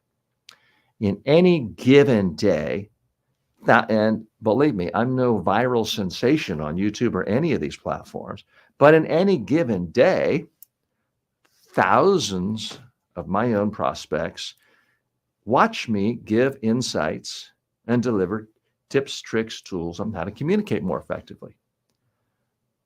I am never going to need more than a teeny, tiny, less than 1% of them to reach out to me to buy a product or a service or hire me for a training or a keynote speech to be as successful as I ever want to be or need to be. So I do think that is the more effective way, rather than targeting specific industries. Are some people good at targeting industries and going to the trade associations and going to the cocktail parties and passing out? Yes, some people are still good at that. All I can tell you is it hasn't worked for me. Doesn't mean it couldn't work for you. So, Luke, I wish you the best in going after AI funding. I would say of all different sorts of startups, they're the ones who have the most money now. And any kind of consultant, whether you're a training consultant or an HR consultant or a benefits consultant, you're always going to be better off targeting niches where they have plenty of money. That's why I see sometimes people targeting a new business, they're going after students. Well, most students don't have money for much of anything unless it's cheap beer or cheap pizza. And that's pretty much true around the world. Are there exceptions? Of course. But you're much better off targeting specific industries where they have clear-cut need and they have a clear-cut budget. What we don't know, Luke, in artificial intelligence industry, startup industry, is do they have the desire to spend money on that? Because what I look for in any prospect is not just, do they have a need? Well, yeah, AI founders are in the media everywhere. They're asked to give speeches everywhere. They're on all the major broadcasts. So there's a need there. They have money. But do they feel like they have the need? Do they feel like they want to budget their time? I mean, someone like Elon Musk, I don't think feels like he has a need for media training. I think he feels like he's a genius at it already, at capturing an attention and getting his message across. And a case can be made that he is extraordinarily successful at that. So that's a part of the challenge I think every person running their own business has to face, of what is the best way for me to use my time, my energy, my resources, trying to talk to high quality prospects. But thanks so much for the commentary, Luke. I do appreciate it. So we're going to try to find another topic that I can do a short form video on before we switch over and do our segment on Amazon Influencer Program later on in today's show. So I'm thinking about this last one I read out to you, but I did not create yet. Are you curious about the secrets behind the charismatic speakers and their ability to captivate an audience? Let me take a stab at that. Sometimes I'm going to do these, and I don't know what I'm going to say when I start, but I hear it. I kind of want to see what it is too. Sometimes I might do that. That was trite. That was garbage. Let's not use it.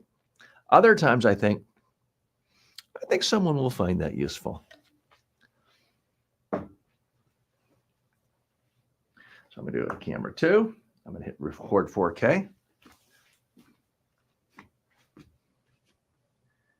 Ever wonder about the real secret behind charismatic speakers and why they're so effective? It's really this. They only talk about stuff they're really excited about. They focus on what's exciting to them that they think is going to be exciting to you. And then they share. They don't memorize. They don't go through bullet points. They share their excitement. Okay, I think there's a nugget there. That's one I may want to look at before pushing out or deciding to have the editing team see if they can refine. But there are a million things you could say about charismatic speakers and what makes them special. I do think focusing on that emotional component is a part. All great charismatic speakers focus on substance and emotion. It's never just substance, it's never just bullet points. They fuse it together. Whether that really came through in that 20 seconds or so, I'm not quite sure. And Luke says that's helpful. I hadn't thought of it like that, referring to our conversation about artificial intelligence and founders needing media training. But Luke, feel free to share with me, where are you finding, and I'm going to adjust the pad I stand on. I stand on these thick rubber pads that people have in their homes when they're doing dishes and are in kitchens. And it just absorbs some of the shock, makes it easier on my feet standing. You could argue I could be sitting for this, but the reason I'm standing, especially when I'm using camera one, which we haven't done a lot of today, I do this so I can, in fact, demonstrate what people do when they're speaking and the things that make people nervous. Like, what do I do with my hands? Or how do I keep from pacing back and forth? I want to be able to demonstrate that. So that's why we have these different camera angles. But that's also why I'm standing, because I wanted to make this more applicable to you in every aspect of how you communicate. And what I have found from clients around the world is people say, well, TJ, I'm comfortable if I'm sitting down talking to 3 or 4 people, but the second I have to stand up and everyone can see me, well, that's when I tense up. That's when I get nervous. That's when I don't know what to do with my hands. So that's why we have these different camera angles. And I've taken the time and, not a small expense building this studio. This is not a green screen behind me. As you can see, now I'm going to sound like I'm further away. This is not the giant studio, but you can see, because of how small I am, that there is some depth here. So this is not the old plastic background I used to have of bricks. It's not just a TV screen behind me. We've taken the time to try to build a set. Is it the biggest, fanciest set in the world? No, but it is something that I use as my workshop here in creating content for you to help give you more tips, tricks, tools to be an effective communicator. And here's camera 2 that I use. And then here's camera 3, which I've been at a lot today, because this is the only one where I can see my computer screen and see your comments. If you have any questions about communication skills, you can feel free to post them right here. I'd be happy to take a look at them, share them, try to answer them. Maybe someone else in our community can answer them as well. If you want to share the screen with me, we do open the floor to anyone who wants to be a part of it. It doesn't have to be TJ all the time. All you have to do is click the StreamYard link, and I will see you right on my screen. I hit an add button, and we'll share the screen, and you'll see me and see yourself, and people can hear you as well. So that is an option that you have at all times. Make sure I hit. You'll see me occasionally doing this leaning. What I'm doing, and Luke, you may be interested in this, I'm using a mixer so that out of these 3 cameras, I can see which one is on. So with one button, I can hit camera 2, camera 1, back to camera 3. I can also record certain elements on the highest possible video quality of 4K, which stands for 4,000 something or others per something or other. Otherwise, the StreamYard I'm using now is recording things in high definition, which is pretty good. But when we edit the videos for our long form and short form, we're using the highest quality, because all things being equal, people all over the world are used to watching things in high quality. And if you're watching Netflix movies, you're seeing them quite often in 4K. So that's why we're doing it. Does it really make a difference? Could you make the case that, gosh, TJ, we don't really need to see your wrinkles or spots on your face in 4K? A reasonable case could be made for that. But that's what we're doing in the attempt to be as high quality as possible. Let's go to the next question. Do you ever wonder if your gestures and facial expressions align with what you're saying? Now, that is one where I've talked about it a lot lately. This question is phrased a little bit differently. I had to think for a minute to think, is there a fresh way I can talk about that?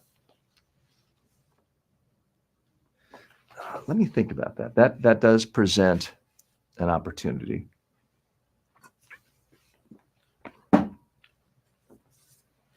Let's see what I can do.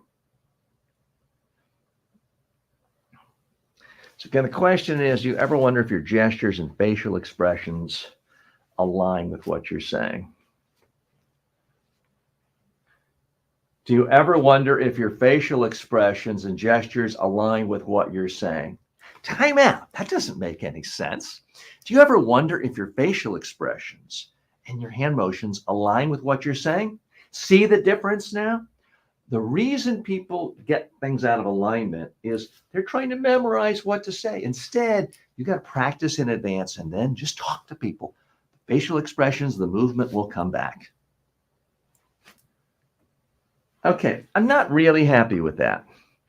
I don't think it was tight enough. I mean, I think there was good information there.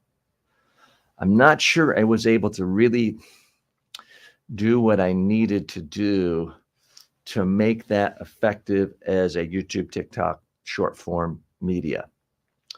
We'll see. I may ask the editors to trim the end to see if we can clean it up. But I am going to note that I did that. So I'm going through a checklist saying that I've done it. Okay. Are you aware of the power dynamics at play in your interactions with others and how they impact your communication style? This is an interesting tweak on a question that does come up a lot in a lot of cultures, because what I find is in many cultures, people are so deferential to authority. When they are speaking to someone in authority, they come across so meek, and they don't give eye contact, and they're talking down, they're looking down, they're so afraid of making a mistake, they're reading. And meanwhile, the person in authority is like, could someone just tell me what they're actually talking about and not bore me to death? So are you aware? I'm trying to think about, see, this is what I mean. It's a little different about this channel here, is I'm showing you in real time the work production flow of someone who creates content in social media as it relates to communication skills. Because I want you to see, it's not about just staying up late at night typing 3,000 word scripts and editing and refining. There's nothing wrong with that approach. If you're making a movie, you're going to have to do that. This is a little bit different. This is not a movie. I'm trying to create short form, 30 seconds or less, long form, typically 8-minute videos, giving you information and insights about how to communicate effectively. And I'm always trying to look for new topics and new ways of addressing old topics to resonate with you and to help you. So let's look at this again. Are you aware of the power dynamics at play in your interaction with others and how they impact your communication style? I'm going to do something on this, but I'm going to rewrite that question and try to make it more interesting to people.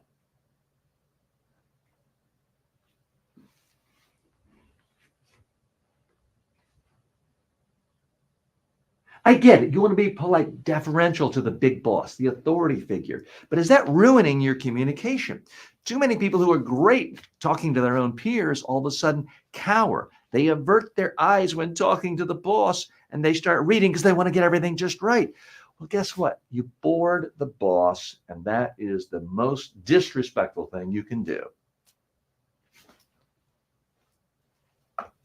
So a lot of time, be totally candid with you, a lot of times I'll do a short form video and I'll think, I hope this doesn't sound arrogant, I'll think, I nailed it. That was great. That was full of insights. People are going to love that. That's going to get huge viewership.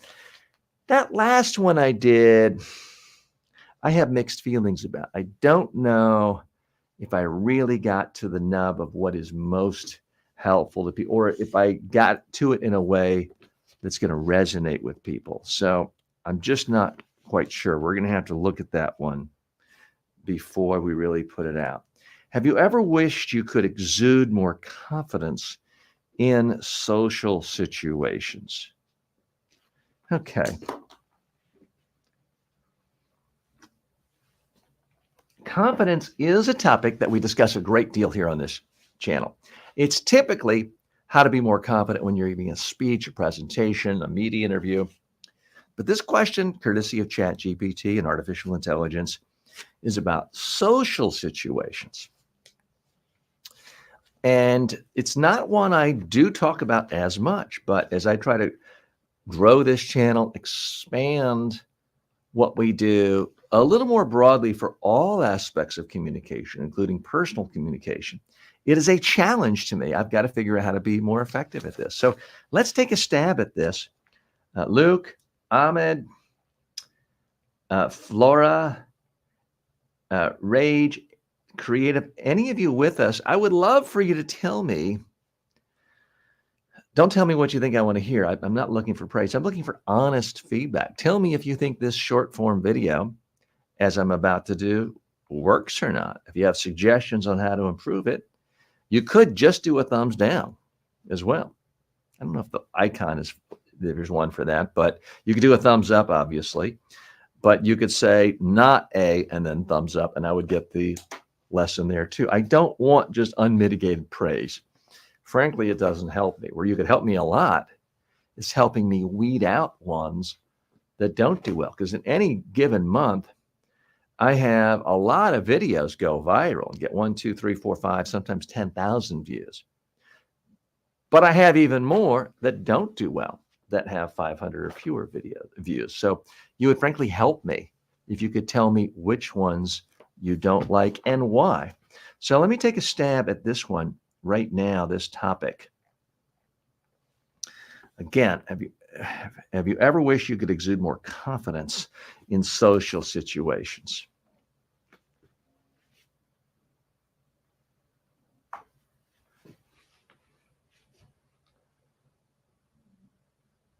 So how can you exude more confidence in social situations, walking into a party or event? Well, for starters, stand up straight, walk in with confidence, have a little smile on your face. Don't quickly look to the ground, look for someone you know, look for the bar to hold something. Be in no hurry at all. Look around, smile.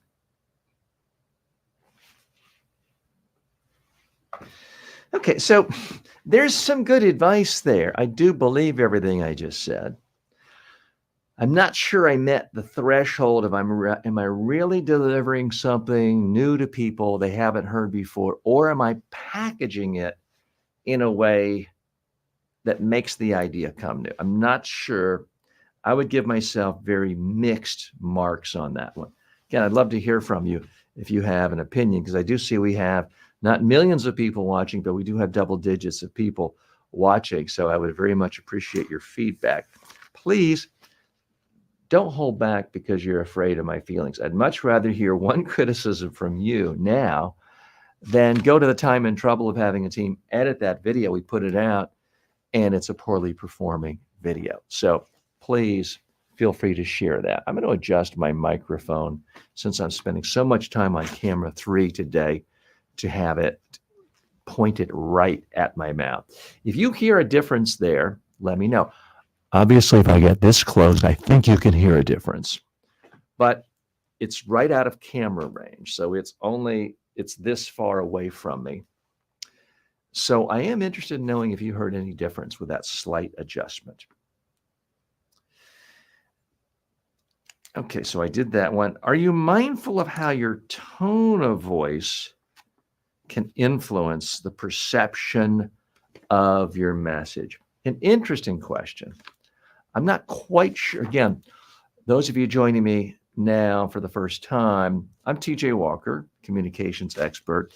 What I'm looking for are questions where not only I can answer it and give insightful tips, but give people the most important thing in 30 seconds or less. So that's a higher bar. Remco has joined us. Remco says, I believe it's hard to give this tip without doing it overacted. You performed it well, but maybe a bit too much. Okay, Remco, I felt a little contrite. Now, I'm not acting in a sense that someone gave me a script and I'm trying to be Hamlet or something like that. But yes, I did ham it up a little bit. There's no doubt about it. So that is a challenge, Remco. And Remco, your name is Remco Presentert. So I don't know if that means you're also involved in the presentation community, helping people improve their presentation skills, build presentation slides. Tell us a little more about what you do. I am intrigued, and I very much appreciate your analysis there. Again, That's an example of thoughtful criticism that I listen to, I respect, and I'm probably going to act upon. I think that's probably a video we won't want to do. So everyone's always afraid of criticism because we tend to remember the criticism. Those of you just joining us now, the beginning of the show, I opened up with someone wrote on one of my YouTube videos over the weekend that I looked like a serial killer and that anyone who watches me is a stupid fool and that everyone needs to tell people not to follow this channel. That's criticism of a completely different nature. I put that into the category of criticism you just have to laugh at. But Remco's criticism is profoundly relevant, fair, and believable and credible. And the tendency too often is to only remember the serial killer comments and forget about the fact that people like Remco are actually being very helpful. Remco says, haha, yes, a presentation trainer from Holland. Well, good to hear from people in Holland. Great part of the world. I've loved being over there and conducting trainings for the United Nations, in fact. Remco says, I also teach young children in primary school. Remco, if you have time, I would absolutely love for you to hit the link. It's in the beginning of the comments to StreamYard. Come on and share the screen with me because I would love to know how you teach primary school kids, if you teach them all on communication skills. Now, you may be a reading teacher. I don't mean to presume. But one of my big frustrations in life is the fact that schools, for the most part, around the world, do such a horrible job of teaching kids to communicate by speaking. All the emphasis is on writing. And of course, people need to know how to write. Not suggesting we don't teach kids how to write. What I do think is there needs to be a balance because most kids, when they grow up, unless they're professional journalists, are not going to make their living by how well they write. And yet so many of them, their living will be determined, their income will be determined on how well they speak. And yet most kids are either not taught how to communicate by speaking or are taught poorly. I know my own daughter, who's now 11 years old, at least had show and tell in pre-K and kindergarten. And this excited me, obviously. The night before show and tell, I would get her and would get my cell phone or the iPad, and we would rehearse on video. It was a great tradition, helped her get more comfortable speaking, built her confidence. Because she was like I was. I was a very shy kid. I didn't like speaking.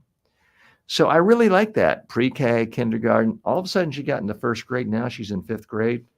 And you know what the teachers say now? When I say, are you going to do show and tell this year? Oh, no, some people could be uncomfortable. We don't want to make the kids or the parents uncomfortable. Boo-hoo-hoo. Guess what? The real world, there's going to be opportunities of being uncomfortable. When your boss asks you to give a presentation, when your startup co-founders ask you to present to investors or to go on Shark Tank, you're going to be uncomfortable. You're going to be even more uncomfortable if you never learned how to speak in real life or in the academic world growing up. So I would love it, ideally, Remco, if you tell me you're helping kids speak more effectively by having them speak ideally every single day in class, but at least once a week where they know they're going to be video recorded and watch themselves and critique. Remco says that he or she or they will be appearing on camera with us in a moment. So thanks so much if you can do that.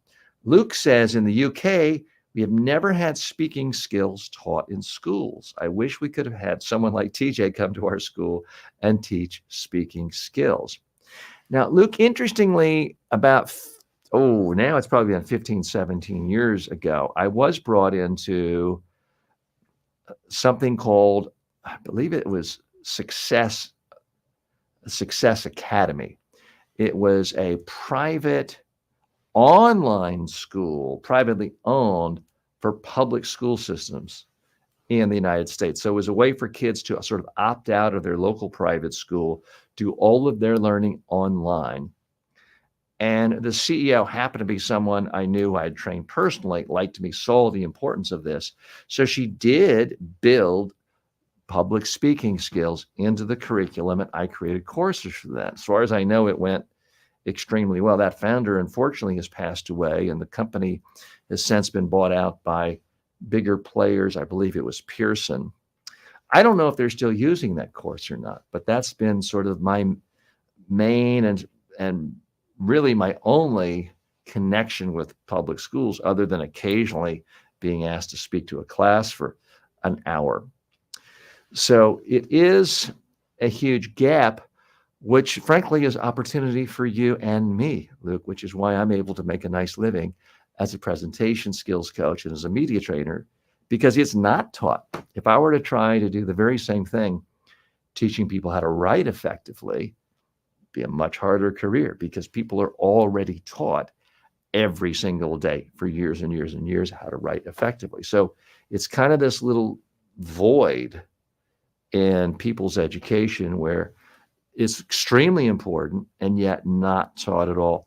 Even at most of the most expensive private schools in the world, even at the best Ivy League universities, even MBA's schools don't really teach it. You might get a critique every now and then, but that's not how you learn the skill of how to communicate effectively when speaking.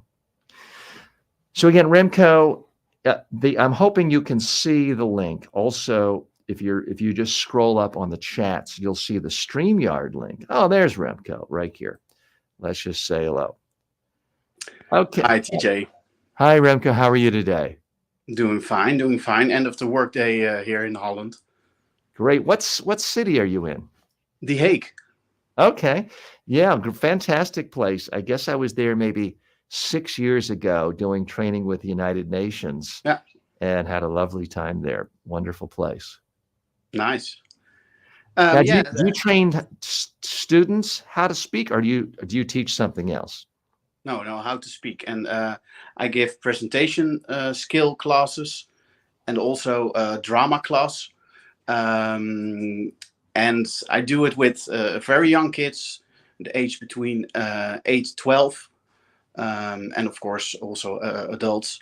But the way I do it with these youngsters is indeed try to add, because I only come in once a month or once a year just for a workshop or one day of teaching.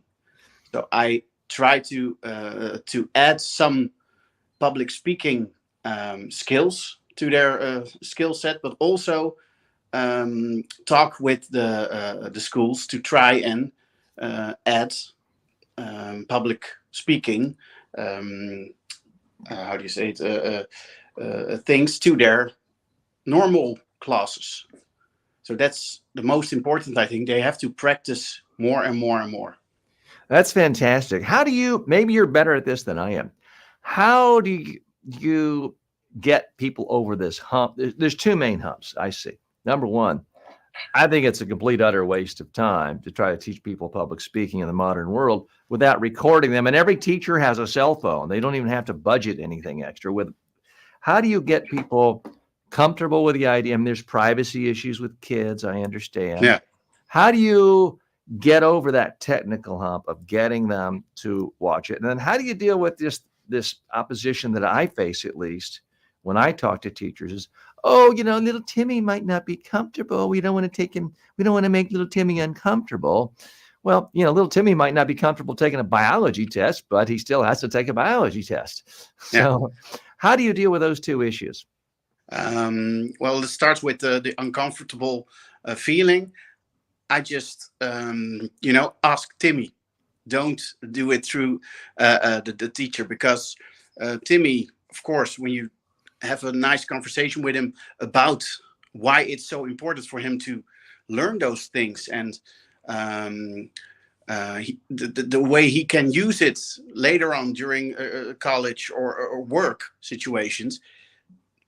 Most of the kids, well, in my case, I've never had a kid who didn't want to come up and do something. I just, Really? Great.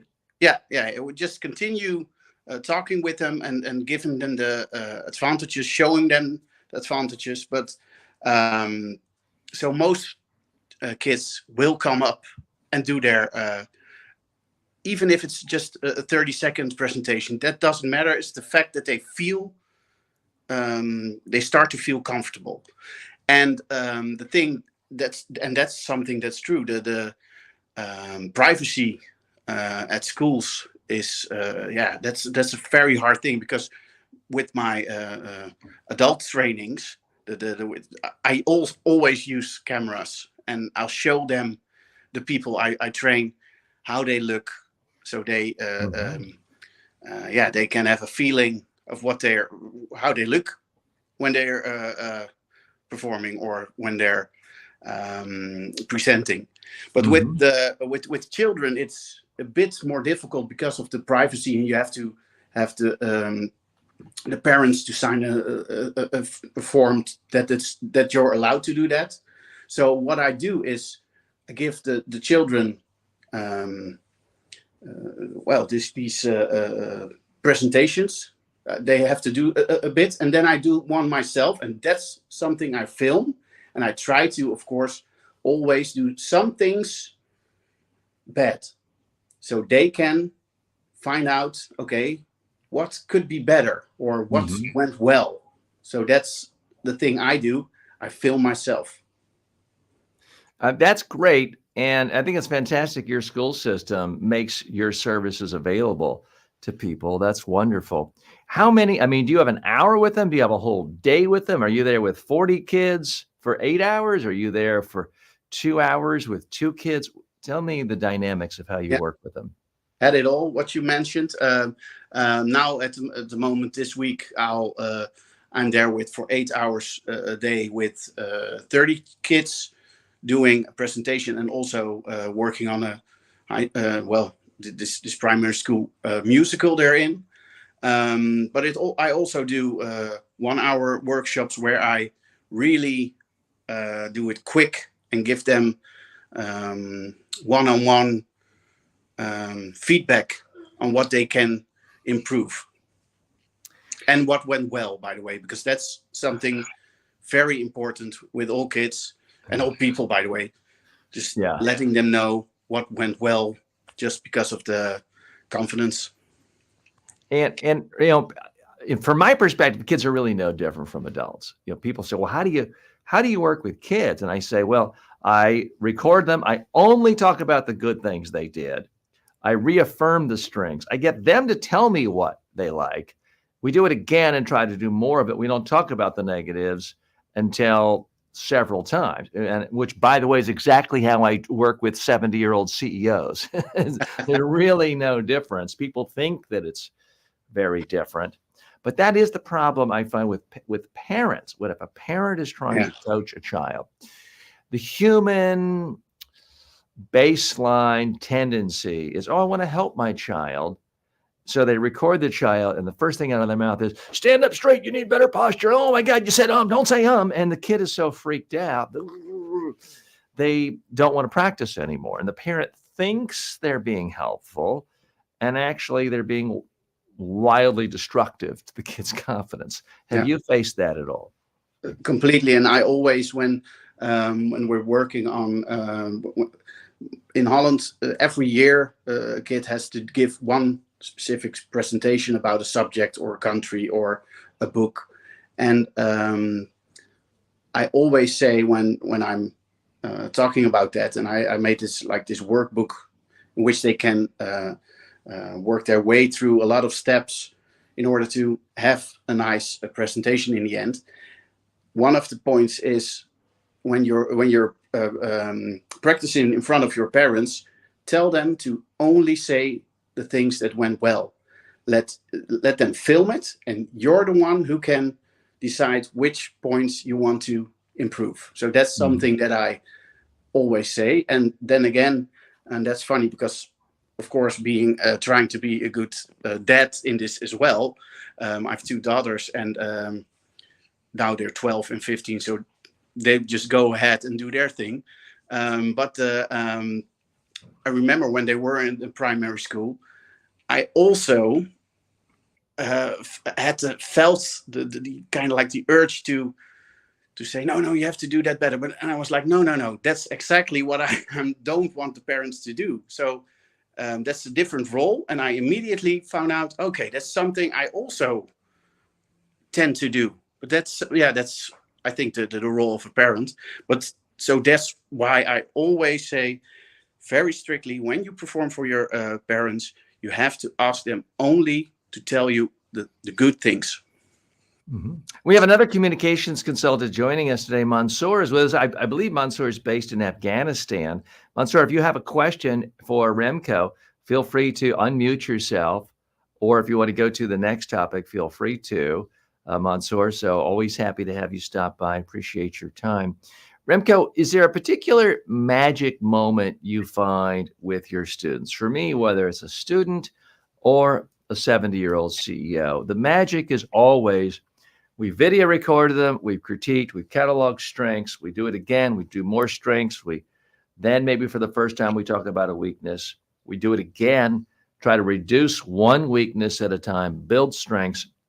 Typically, if I have a day to work with them, even if it's a group of, say, half a dozen, which I realize is smaller than most classrooms, but if we've got a whole day and a half dozen people, I can get each person on camera 10 times, ideally a dozen times. The magic moment is when they can point to a video of themselves and say, wow, if I can be half as good as that kid, I'll be the star of the next student assembly. And they're not talking about someone from a sitcom or a movie or me or anyone else. They're pointing to a video of themselves. They have a video where they really love every aspect of how they look, sound, move, the substance, the style. And in my experience, that really takes typically at least 10 times on camera, which can be done in a day when you do short little clips. My frustration has been the rare times I actually do encounter students, whether in elementary school or college, who get presentation skills training. They tell me they got on camera once in a semester or 3 times in an entire semester. In my experience, that can actually make people worse because all they're focused on is what they didn't like. So I'm wondering how you deal with this issue of just getting people on camera enough to the point where they're over the threshold. They're no longer fixating on stuff they don't like, and they now actually see themselves speaking in a way they're comfortable with. Yeah. Well, with the kids and filming them, that's a bit difficult, of course. I haven't got that many examples and where I was able to do that. But with the professionals, the adults, what I do is indeed do it over and over again. And sometimes you have like half a day with, quite recently I was with some people in politics who I trained, and we had like 4 hours with 3 people. So I was able to film them more and more, and that's when you see the progress. But what I do with the kids to try and somewhat make them feel more confident is to ask them when they did their presentation, and go and ask them let's say the subject is I don't know, soccer. I'll try and ask them more and more what they really feel about and why they're happy when they have this happy feeling about the subject. And that's the moment, and that's my magical moment, I think. That's the moment that you see it in their eyes. You see the twinkling in their eyes, the true happiness and the true reason why they wanted to talk about that. And that moment is always something people have to feel in order to have their confidence grow, I think. There's got to be a strong emotional connection with what someone's talking about when they're sharing it with people. Otherwise, it can just come across as flat, boring, bland, uninteresting, whether you're 6 years old or 60 years old. Exactly. Yeah. Well, Remco, we wish you continued luck. We should come over to the United States and convince school systems to use presentation skills trainers, because to me, it's just so mystifying that, you ask so many parents, what would you like your son or daughter or child to do when they grow up? And it's quite often, well, be a CEO or be a leader of the community, or be a mayor, or have their own company. Well, what do all those jobs require? The ability to speak confidently every day to a lot of different audiences.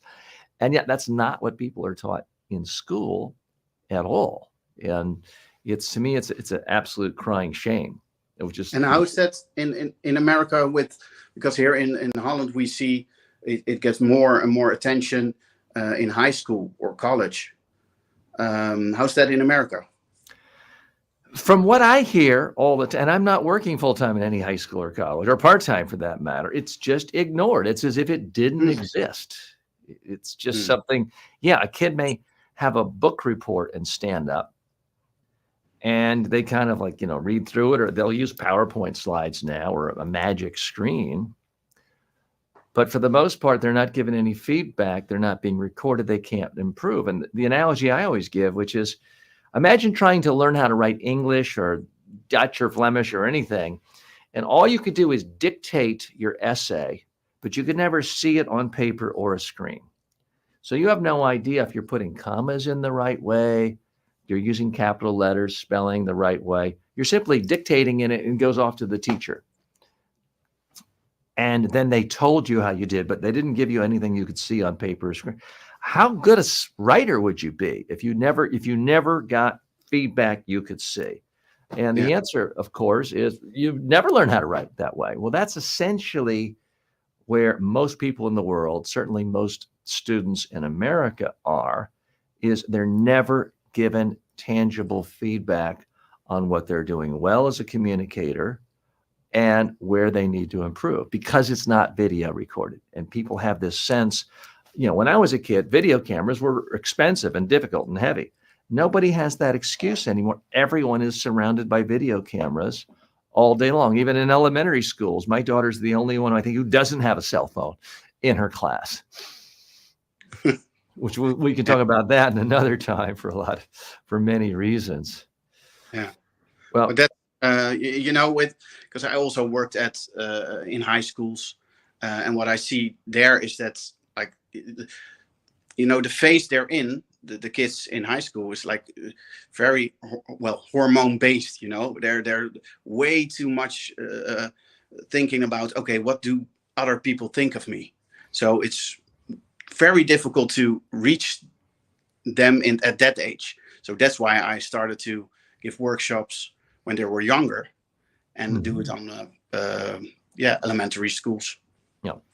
So I can certainly understand schools saying, okay, we don't want a teacher doing TikTok videos all day long of the students and posting that, and then thousands of kids around the world commenting, saying you're fat, ugly. I understand that. And there are definitely real issues, I think, with adolescents having perceptions of their body and other things warped from social media, and feeling like, wow, I have to be perfectly thin and beautiful or everybody will hate me. So there's a whole science about that.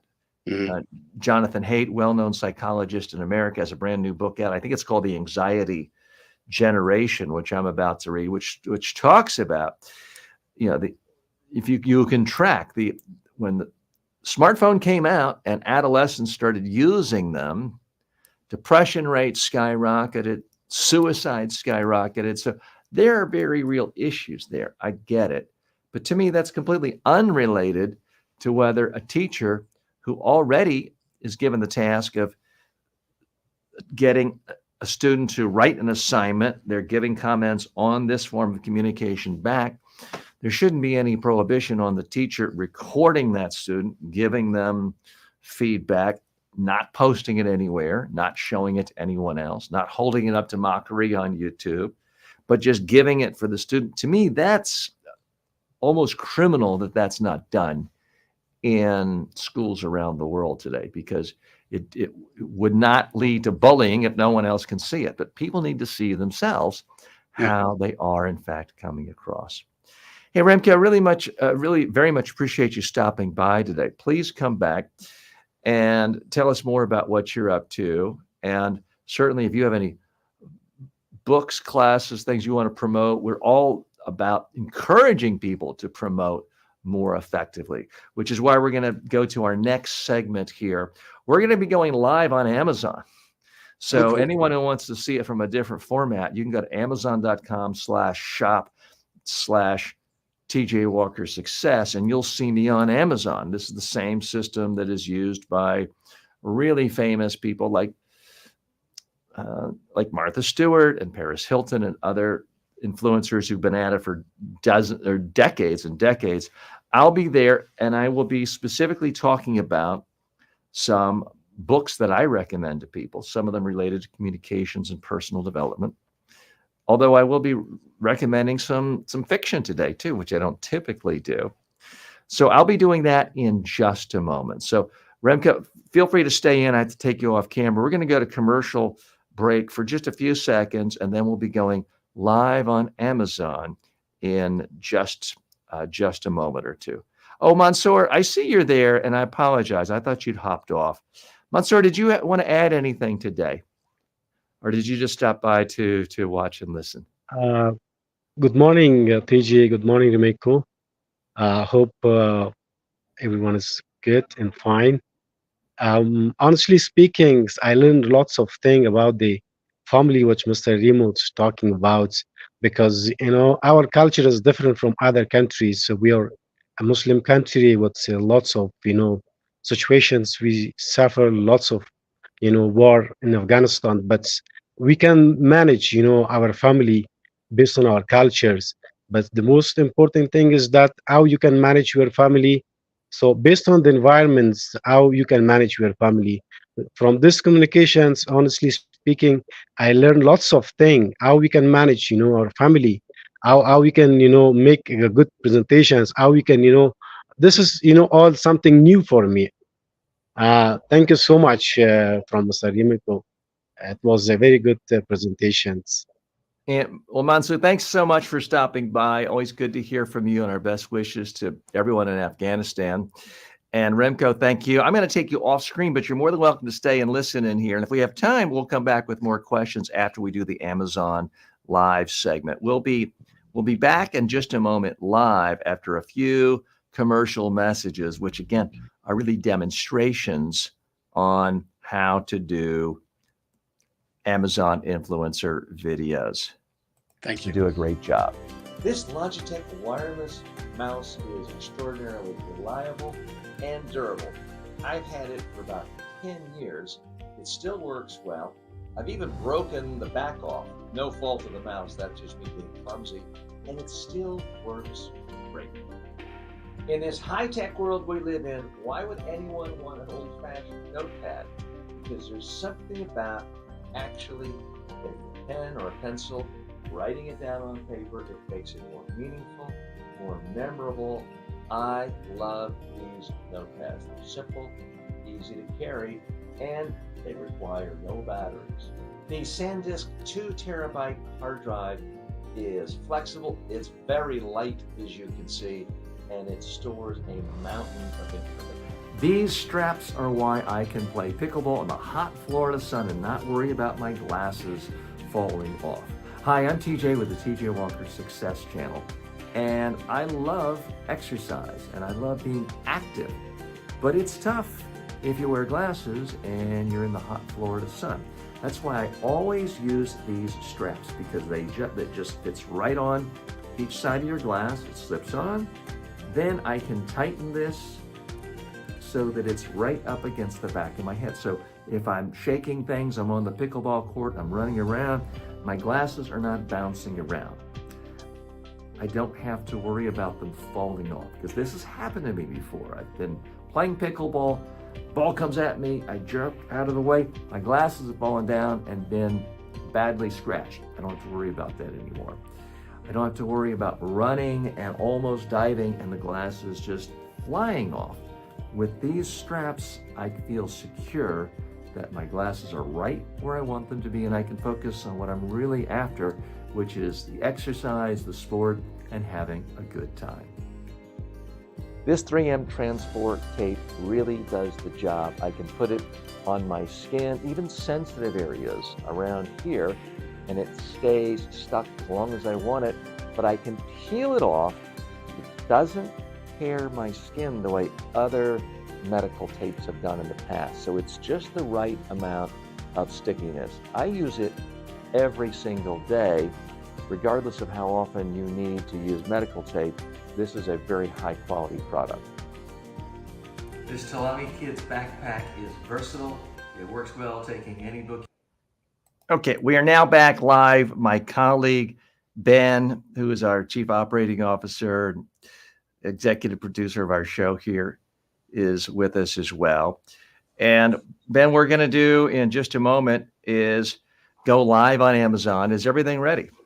Yes, everything is ready. I just need the product to be able to put them Well, I on need to the get my remote control ready for when we do the segment on where I'm actually making the videos. So let me make sure I've got that going. Yeah, I saw a blue flash, which means that's great. All right, so you'll give me the countdown. Again, for those of you joining us, this is now, we're getting a bit meta here. Now we're doing a show within a show within a show. We do a live show right here on YouTube every day from 9 a.m. to noon, most weekdays, where we're broadcasting through StreamYard on about 8 different platforms: YouTube, Facebook, LinkedIn, Twitter, X, Twitch, Instagram, and all sorts of others. We do a special segment, which we're going to do right now, that is also on Amazon Live. You may want to switch over there because I'll be referencing things in the carousel. You will not see it here, but when I hold up the book, oh, Ben, I forgot to give you. Yes, I was about asking for the product. Okay. So let me just do this right now. We're going to be reviewing Willpower. Okay. And I realize I'm asking you to do a lot here, by Roy Baumeister. If you can get these ready, and I'll give you a minute. We won't just hop in. Willpower by Roy Baumeister. And for those of you watching for the first time, these are all books that I bought with my own money. I've read. I've heavily marked the pages and underlined and find useful. So that's the first book we'll be talking about. One is Elastic Habits by Stephen Guise, Guise. We reviewed another one of his books. He's written 3 books on habits that are, he's written half a dozen books, but 3 specifically on habits that I find very useful. And Ben, let me know if I'm going too quickly. Okay. Here's the outlier of the group. It's John Hodgman's Vacation Land, which is, there's stories. Some of them are fictionalized. Some of them are just sort of almost like memoirs, but he's a humorist. And many of you may remember him from The Daily Show and being on the old ads as the nerdy PC guy for the Apple ads. So this is Vacation Land. It's not the typical sort of how-to nonfiction you associate me with. Sorry, teacher, I didn't get the last product. Vacation Land. The Elastic Habits. Oh, Elastic Habits. Stephen Right. Guise. Elastic Habits. Stephen Guise. So for those of you just joining us, what Ben is doing is he is tagging these products so that when I'm on Amazon Live and I'm talking about the book and showing it and trying to demonstrate my presentation skills, he will push a button and Amazon will bring this up below the image of me so that anyone who wants to buy the book with one click will be right on the product page and can buy the book. Amazon, obviously very skilled in the arts of making the sale and extracting money out of people. And I buy stuff from them almost every day. They want to reduce friction. So it's not saying, hey, finish watching this video, click here, go to a whole nother website, scroll through this, go into a shopping cart, type your name and your credit card. No, it's one click and boom, you bought it. That's the beauty of this Amazon Live. And so in that sense, it's kind of like Home Shopping Network, QVC, and really trying to facilitate e-commerce. Okay, so the next book was Essentialism by Greg McCowan. And this, I mean, what we typically do here on this show is I actually do the work right in front of you so you can see it. What we have done in the past to save a little time is I have sent to Ben the names of the products I'm doing. But you know what? It occurs to me, I might as well show you what we're doing so you can see the workflow, because it's not that time consuming. It's not that difficult, but there are a number of steps involved. Okay. Oh, now, did I give you this Vacation Land, John Hodgman? No, I've not gotten that. Okay. Vacation Land, one word. It's the name of the book. I don't know what you call this because it's not fiction in the sense of a novel. It's more just amusing stories, but it's not the typical nonfiction. There's no great moral, I mean, there's no great how-to information there. You got that one? Yes, I got it. Okay. And then The Art of Impossible by Stephen Kotler, Kotler. Stephen Kotler, definitely a fantastic author, one of my famous authors.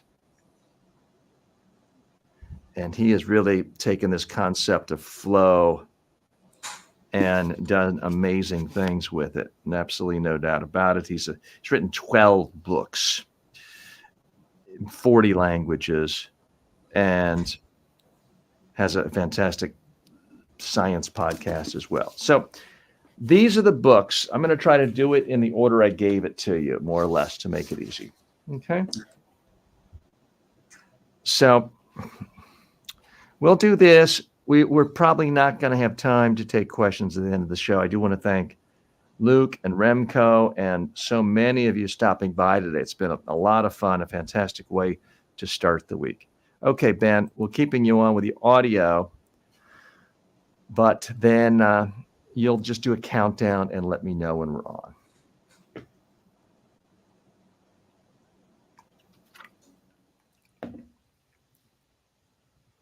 Okay. 3, 2, 1. Hi, I'm TJ Walker, and this is the TJ Walker Success Channel right here on Amazon Live. It's great to be a part of Amazon Live. We've got a number of fantastic books to talk about today, review, show you. I'm going to share with you books that I've actually read, I've actually bought with my own money. And I typically have page after page, starred, underlined. These are books I've told my friends about that I thought would be of value to them. Sometimes I've given them to people, and I want to share them with you. If you see anything useful to you, all you have to do is click in the carousel below, and you can go right to the product page, read more information, more reviews about these products, in this case, books today. And you can go ahead and purchase the book if you like. First book I would like to spotlight is called Willpower by Roy Baumeister. He is considered one of the true internationally renowned experts on willpower. There's so much about the concept of willpower that gets talked about in popular culture. And it turns out there's simply no scientific evidence supporting it. So he really talks about so many assumptions we have that are out of date. When I look at this book, I see so many pages that I've turned down. Now, this is because it's a book I bought. It's not a library book. I see page after page I've turned down and underlined because I thought that is an insight that is incredibly helpful to me, useful to me, something action-oriented.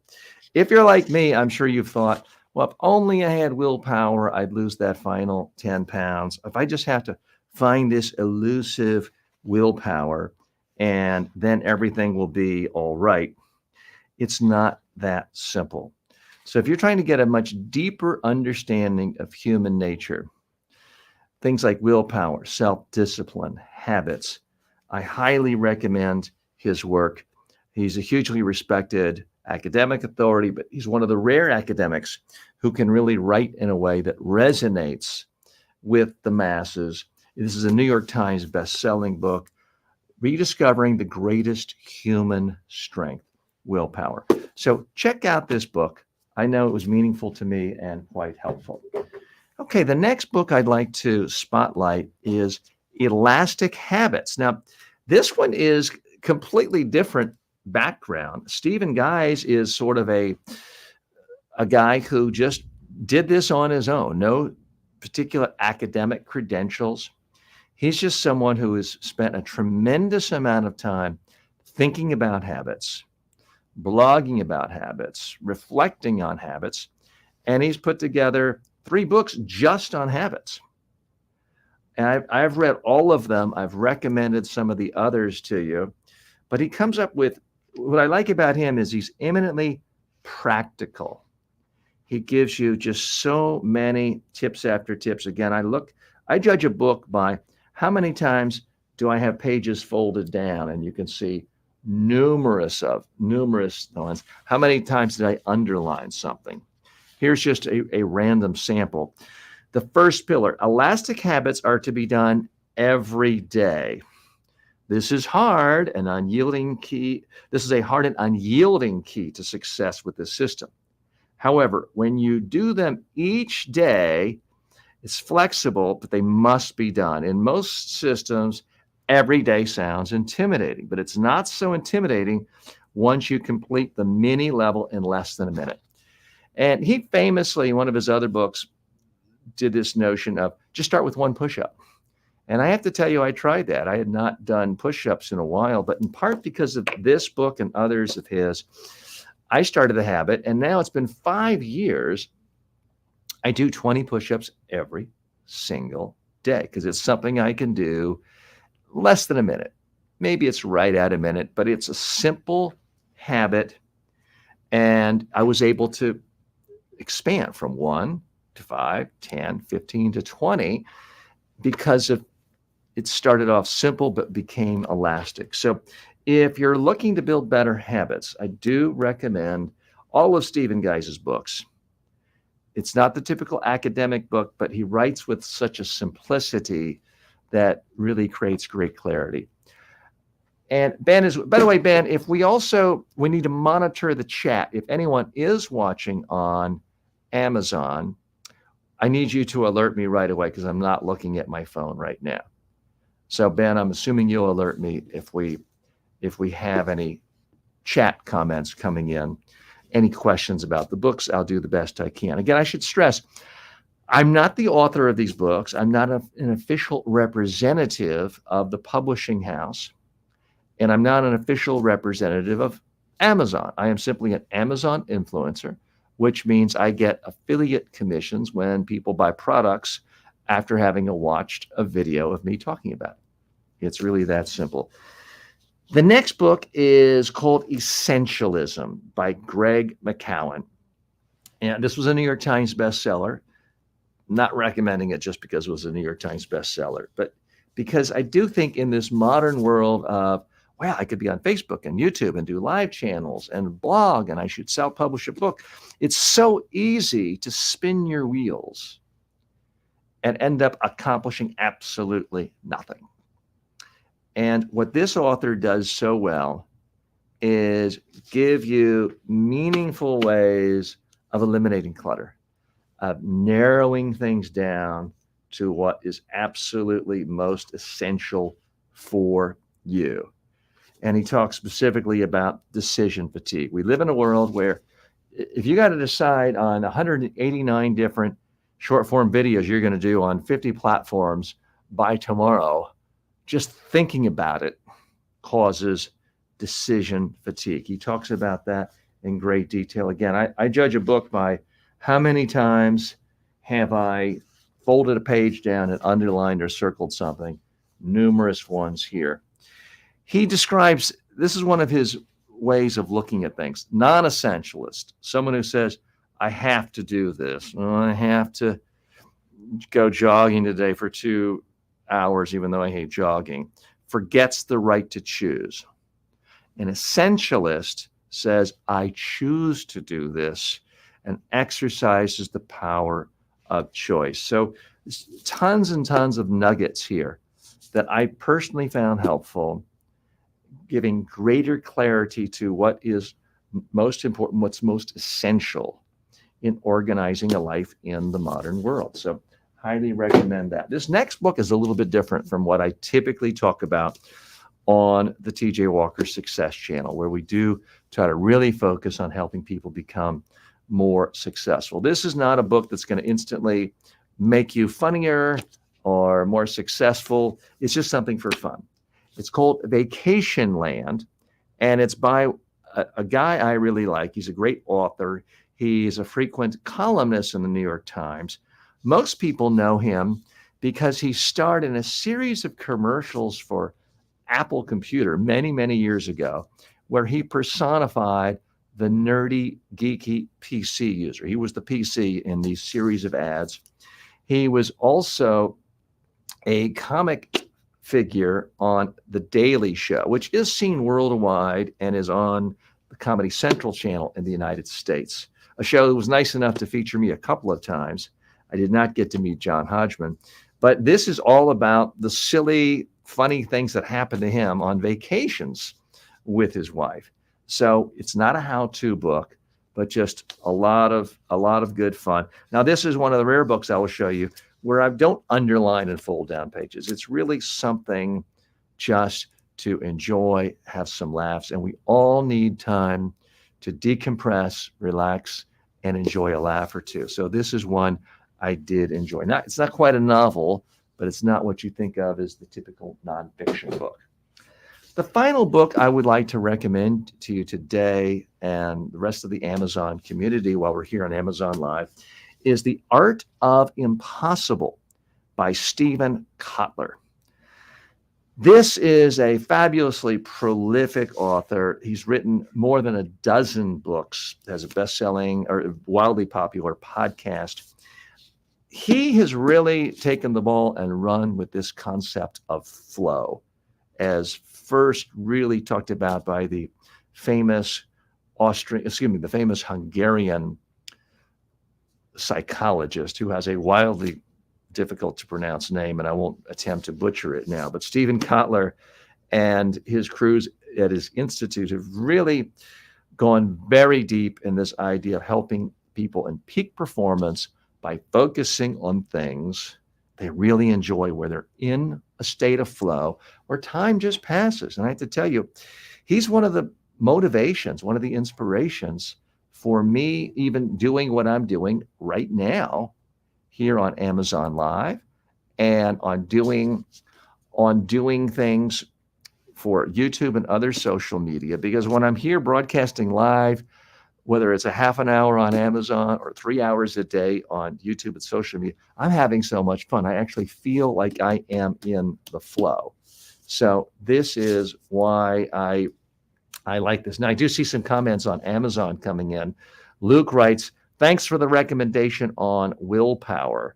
He finds that topic fascinating. So, Luke, if you haven't read the book on willpower, Roy Baumeister's book, I do recommend it. It should be an essential part of anyone's library who has a library on personal development, and willpower certainly being a keystone element to that.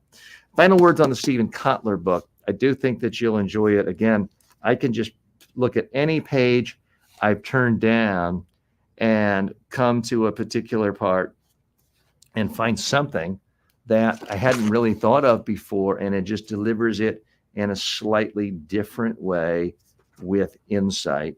And let me just randomly pull up a page.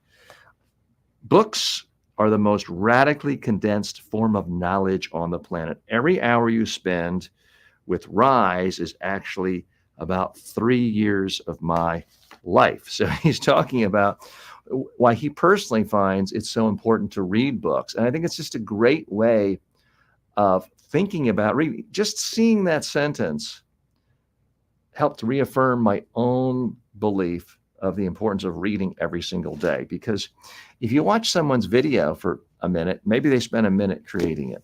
You read someone's book, especially a book that is published by a major publisher, as a New York Times bestseller, it's typically 3 years of someone's life. So it is a tremendous amount of condensed knowledge, which I think helps make people become better performers. When you're reading the most distilled essence of what is knowledge on a particular area, it's going to improve your own performance, which is why this sounds a bit contradictory, since I'm someone who, for a living, goes online making videos here on Amazon, YouTube, and other social media platforms. It's why my preferred way of learning is through books, because it is the absolute most condensed version of knowledge. So those are the 5 products. Now, those of you joining me on Amazon Live, thank you so much for doing so.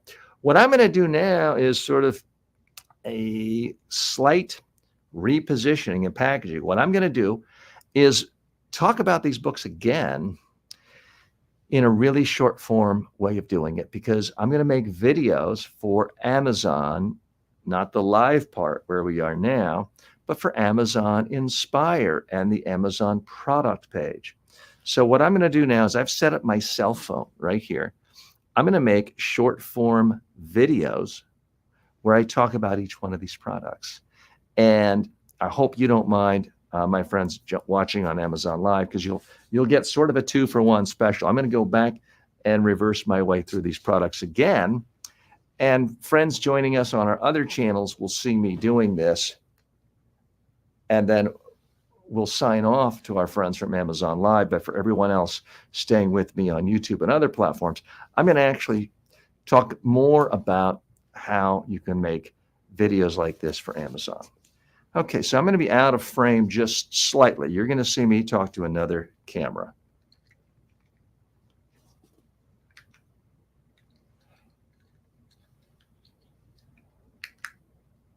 The art of the possible. Oh, that's not it. It was the art of the impossible. So I'm going to hit delete on that. And you see me in real time, how I actually make videos here. And those of you joining me on Amazon Live, again, any of the books I'm talking about, it's in the carousel right now.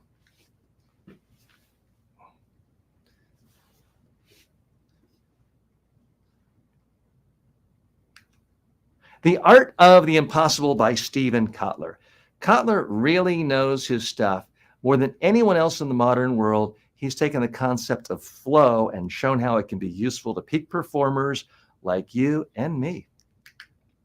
So what I'm trying to do there are relatively short form videos, 15 seconds or less, which I hope is useful to you watching on Amazon Live, and maybe a reminder to check out another book. But it's also something that's the easiest format to then share other places on Amazon. So that's why I'm doing that.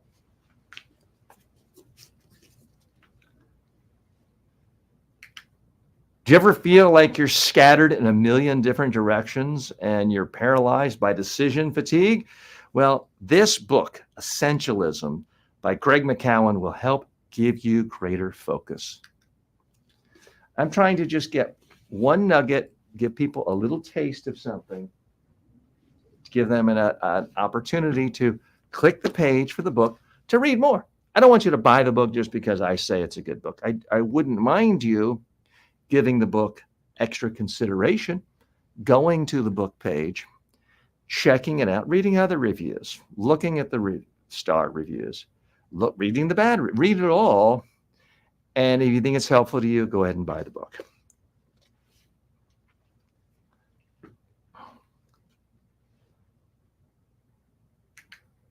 This book is the reason I do push-ups every single day. I started with 1, now I do 20 a day. It can help you build better habits in your own life too, on a daily basis. Very simple.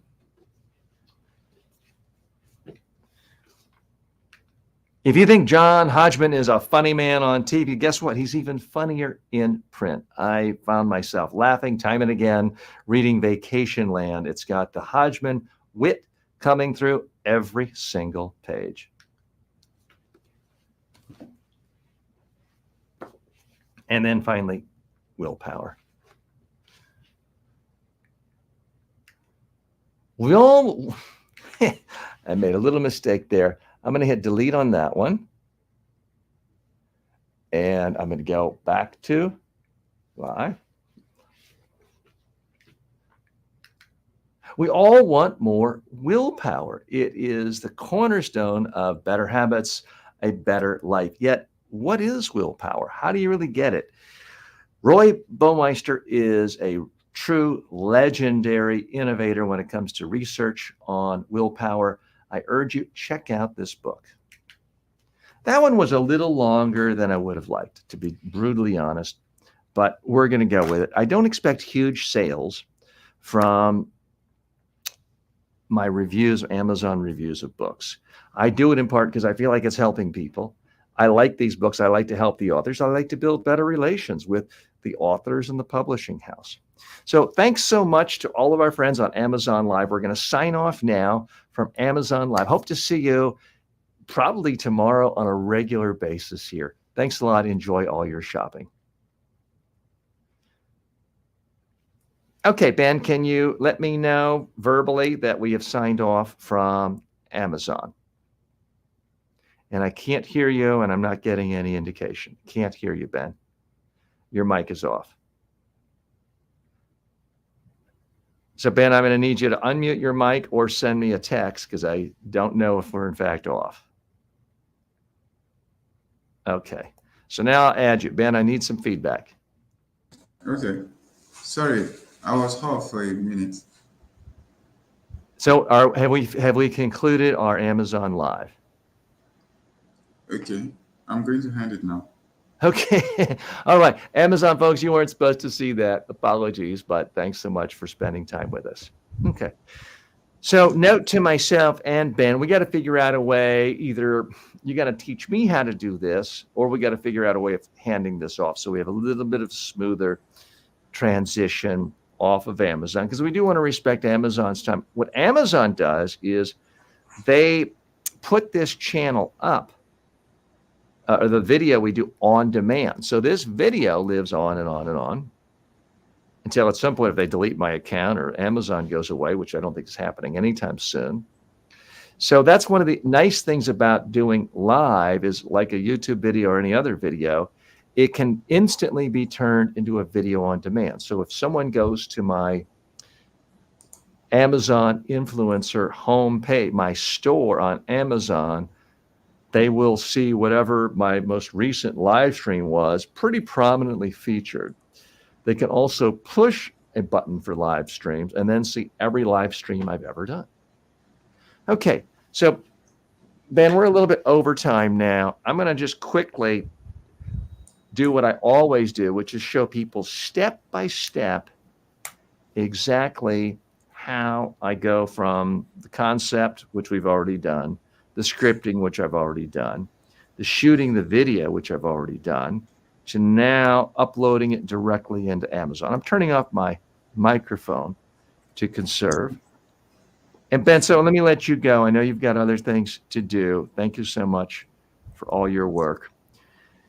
And I'm not going to be taking questions now unless it's 100% related to the Amazon Influencer Program. Again, the reason I'm doing this is for so many years, I've had clients all over the world saying, TJ, I love to speak.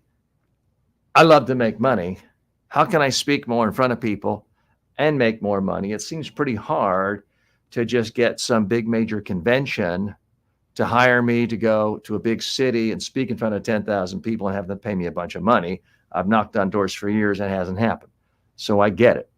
That's kind of the beauty of this influencer program now, is you don't have to deal with all these gatekeepers. Once you're in Amazon, at least, you can speak on any topic as long as it relates to a product that for sale in Amazon.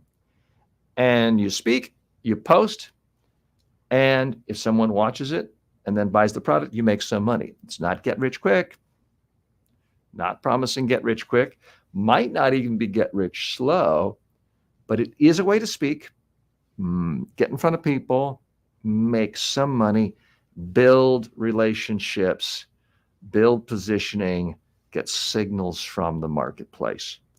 That's what we're trying to do here. So first thing I'm going to do is I'm going to go to my cell phone. I'm going to type in Amazon. I'm going to go to my own page. I'm going to hit create content, post, photo library. I'm going to now upload the video that I just shot.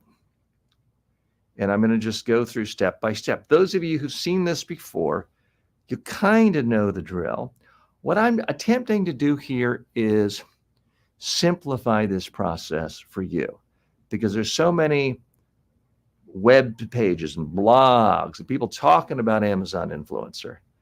And it either seems so simple that no reason not to do it, or it seems so wildly complex you don't know where to start.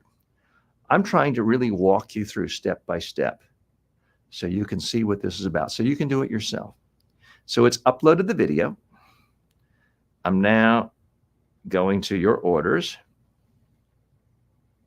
Willpower by Roy. Pulls up the product. This is no result. Occasionally I bought a book at Barnes & Noble or something and it's not in here. So I'm going to go to browse history. Willpower by Roy. And there is the book. Now, the reason I didn't say his full name is because his name is not a common word in the English language, and it would have butchered it, and then it wouldn't have found it. So I knew if I just said by Roy, it would find it. Done. Learn the real secrets behind willpower. Exclamation point.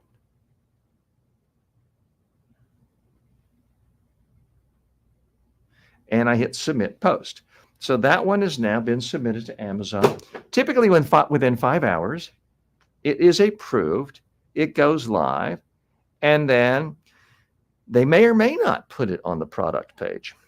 They may or may not put it on Amazon Inspire. They may or may not put it on other product pages. No guarantees. You don't really know. But what I have found, if you consistently create a lot of Amazon Influencer video product reviews, you'll get a lot of views and you will get some sales. You don't necessarily know which ones go where. Create content, photo library, post, or I hit submit. Done. It's now uploading that book. By the way, while it's doing that, I'm seeing a video of what I did yesterday, which, since you're nice enough to be with us today, I want to do it. I'll do it after this one so I don't mess up the flow, but it'll give you a little sense of how I spend my weekends. Okay, so that one was, let's see, which one was, Vacation Land. Okay, so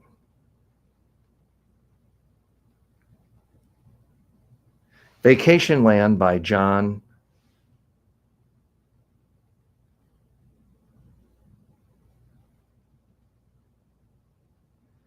There's the book. Done. John Hodgman is hilarious! Exclamation point.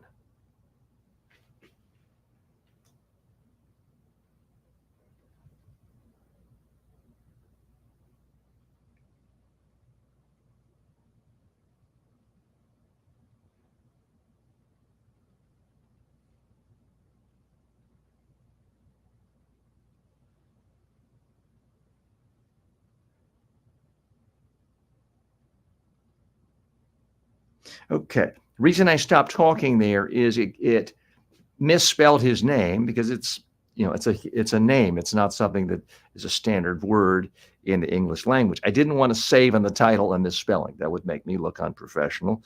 Plus, Amazon might not like it.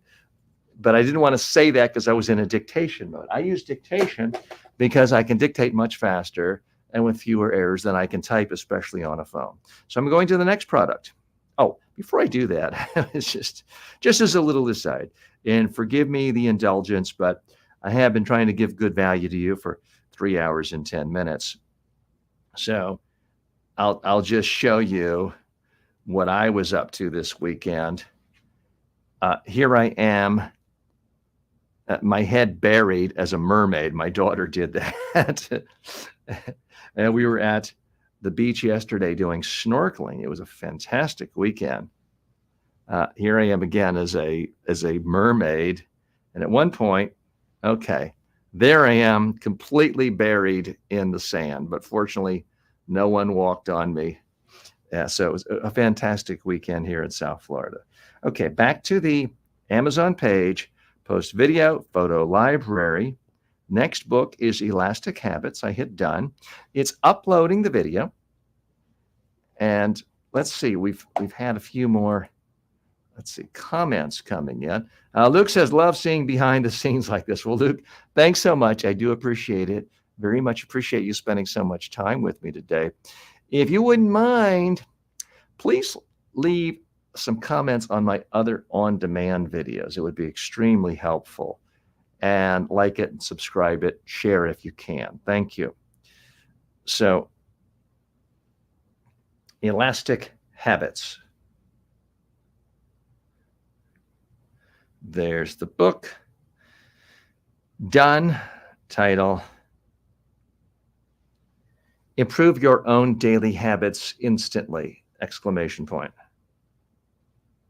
Done. Submit. That one is done. Go to storefront. Create content. Post video. Post library. Go to the next book, Essentialism. I'm hitting done. I'm waiting for this one to upload. And I really do want to thank so many of you for staying with me today. It's really nice. Do come back tomorrow. Also, later today, I'll be posting another short form video. Another long, or while we did this, a long form video was posted. Please try to look at the videos. Best thing of all, leave comments. It stimulates conversation, sends signals to the YouTube and other social media algorithms. Hey, people are watching this and commenting. It helps spread the word. So please do that. And subscribe to whatever platform you're on right now. That's very helpful. Okay. Browse. Essentialism by Greg. I'm not doing last names because I knew Greg would show up. McCowan is one of those that can be spelled many ways. Hitting add product, done. This book will help you focus on what is most important. Done. Submit. Remco says, very nice, those short videos. You try to focus on 10 to 20 seconds. Actually, Remco, no. I'm trying to do 15 seconds or less. One of the ones I did today was over that. Normally I would redo it, but we're just out of time. What I have found, and I can't prove that those are the ones that make all the money. What I have found when I look at the data is almost all of my views are coming from videos that are 15 seconds or less. Because I used to do 3 videos on each product, and some were 15 seconds or less. And then I would do horizontals, 30 seconds to a minute, and then a longer one, as much as I had to say, could be 2-3 minutes long. What I found is the longer videos just weren't getting any views. So that's why I'm doing it. Other Amazon influencers could tell you, oh no, they get all their sales and make a lot of money from long form videos. That works for them. So I'm not telling you as a blanket rule, this is the one way of doing it. I'm just telling you that's how I've been doing it. Go to store. Okay, so we finished that one. And now we are at the last one, Art of Impossible. Library, Art of Impossible. It's uploading the video. Remco says, and you choose not to show the product in the first second. So apologies, Remco, because we're doing things a little differently. You didn't see it. I was playing to another. I had this as a camera over here. So I was actually showing the product the entire time for the video ad that people will see when they're on the Amazon page. It just was not, it was not visible to you for this angle. Again, we're basically doing a show within a show within a show. So sometimes some of the details get a little bit off.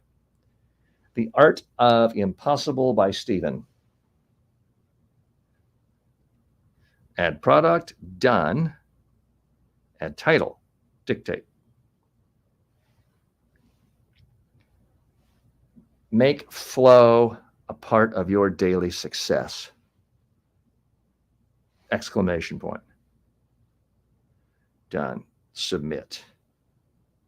So that concludes our little segment today on Amazon Influencer. So what do? We went live on Amazon, where anyone who goes on Amazon, it's not that they found it on the home page. You have to get to a certain level of being an Amazon influencer before they make it easily accessible on Amazon.com, the home page. But anyone who had a link to my page or follows me on Amazon would get a notification, and they could in fact see it. So we did a live about 25 minutes or so on Amazon Live. That video is now available on demand. So if you want to go and see what it actually looks like, you can go to my About section on YouTube. You'll see a link to my Amazon storefront. It's a long URL, but it's simply amazon.com/shop/TJ Walker Success, if you want to see it that way. And then we made 5 separate videos for products. Each one of them ideally will be seen on the product page. If people watch it, then buy the product, I get credit and get a tiny little commission. That's how it works. Remco says, I also see your profile page on Amazon and your video thumbnails are cropped to 1-to-1 format and you don't always see the product. That's why I asked. Okay, the way it's formatted, I guess would crop it out. But typically, if I'm speaking, and maybe they are editing a different way, and I don't know. So maybe it shows up differently on different pages and different platforms. So I may have to experiment doing it different ways. Part of what I'm doing, Remco, is I'm trying to do these things as quickly as possible because there are people who are successful at this and they may storyboard it out and think about it and have pre-production. They may spend 2 days on a video and they may do 3 different versions and lots of edits, and it could be very profitable for them. I don't know. I'm doing things one take, very, very simple, because I'm still in a testing phase. I'm looking for signals in the marketplace, because if I do an ad in 15 seconds and I take 10 seconds to upload it and then I'm done, if I never make a penny out of it, I've lost 25 seconds. I'm willing to invest 25 seconds. And even if I don't make any money from Amazon, I've given content to you, and YouTube gives me tiny little slivers of revenue from ad revenue. So there's different ways of making value. If I start spending 5-6 hours on a video and it doesn't make any money, or even if it makes, $50, I consider that a huge risk and an unacceptable risk and a huge loss. So that's why I'm not doing it that way. Hey, we have gone over today. Thanks so much for spending time. It's been a really fun day. I'll be with you again live tomorrow, 9 a.m. Eastern time in the United States until noon. Meanwhile, please watch our regular posted videos, short form and long form. Thanks so much. See you tomorrow.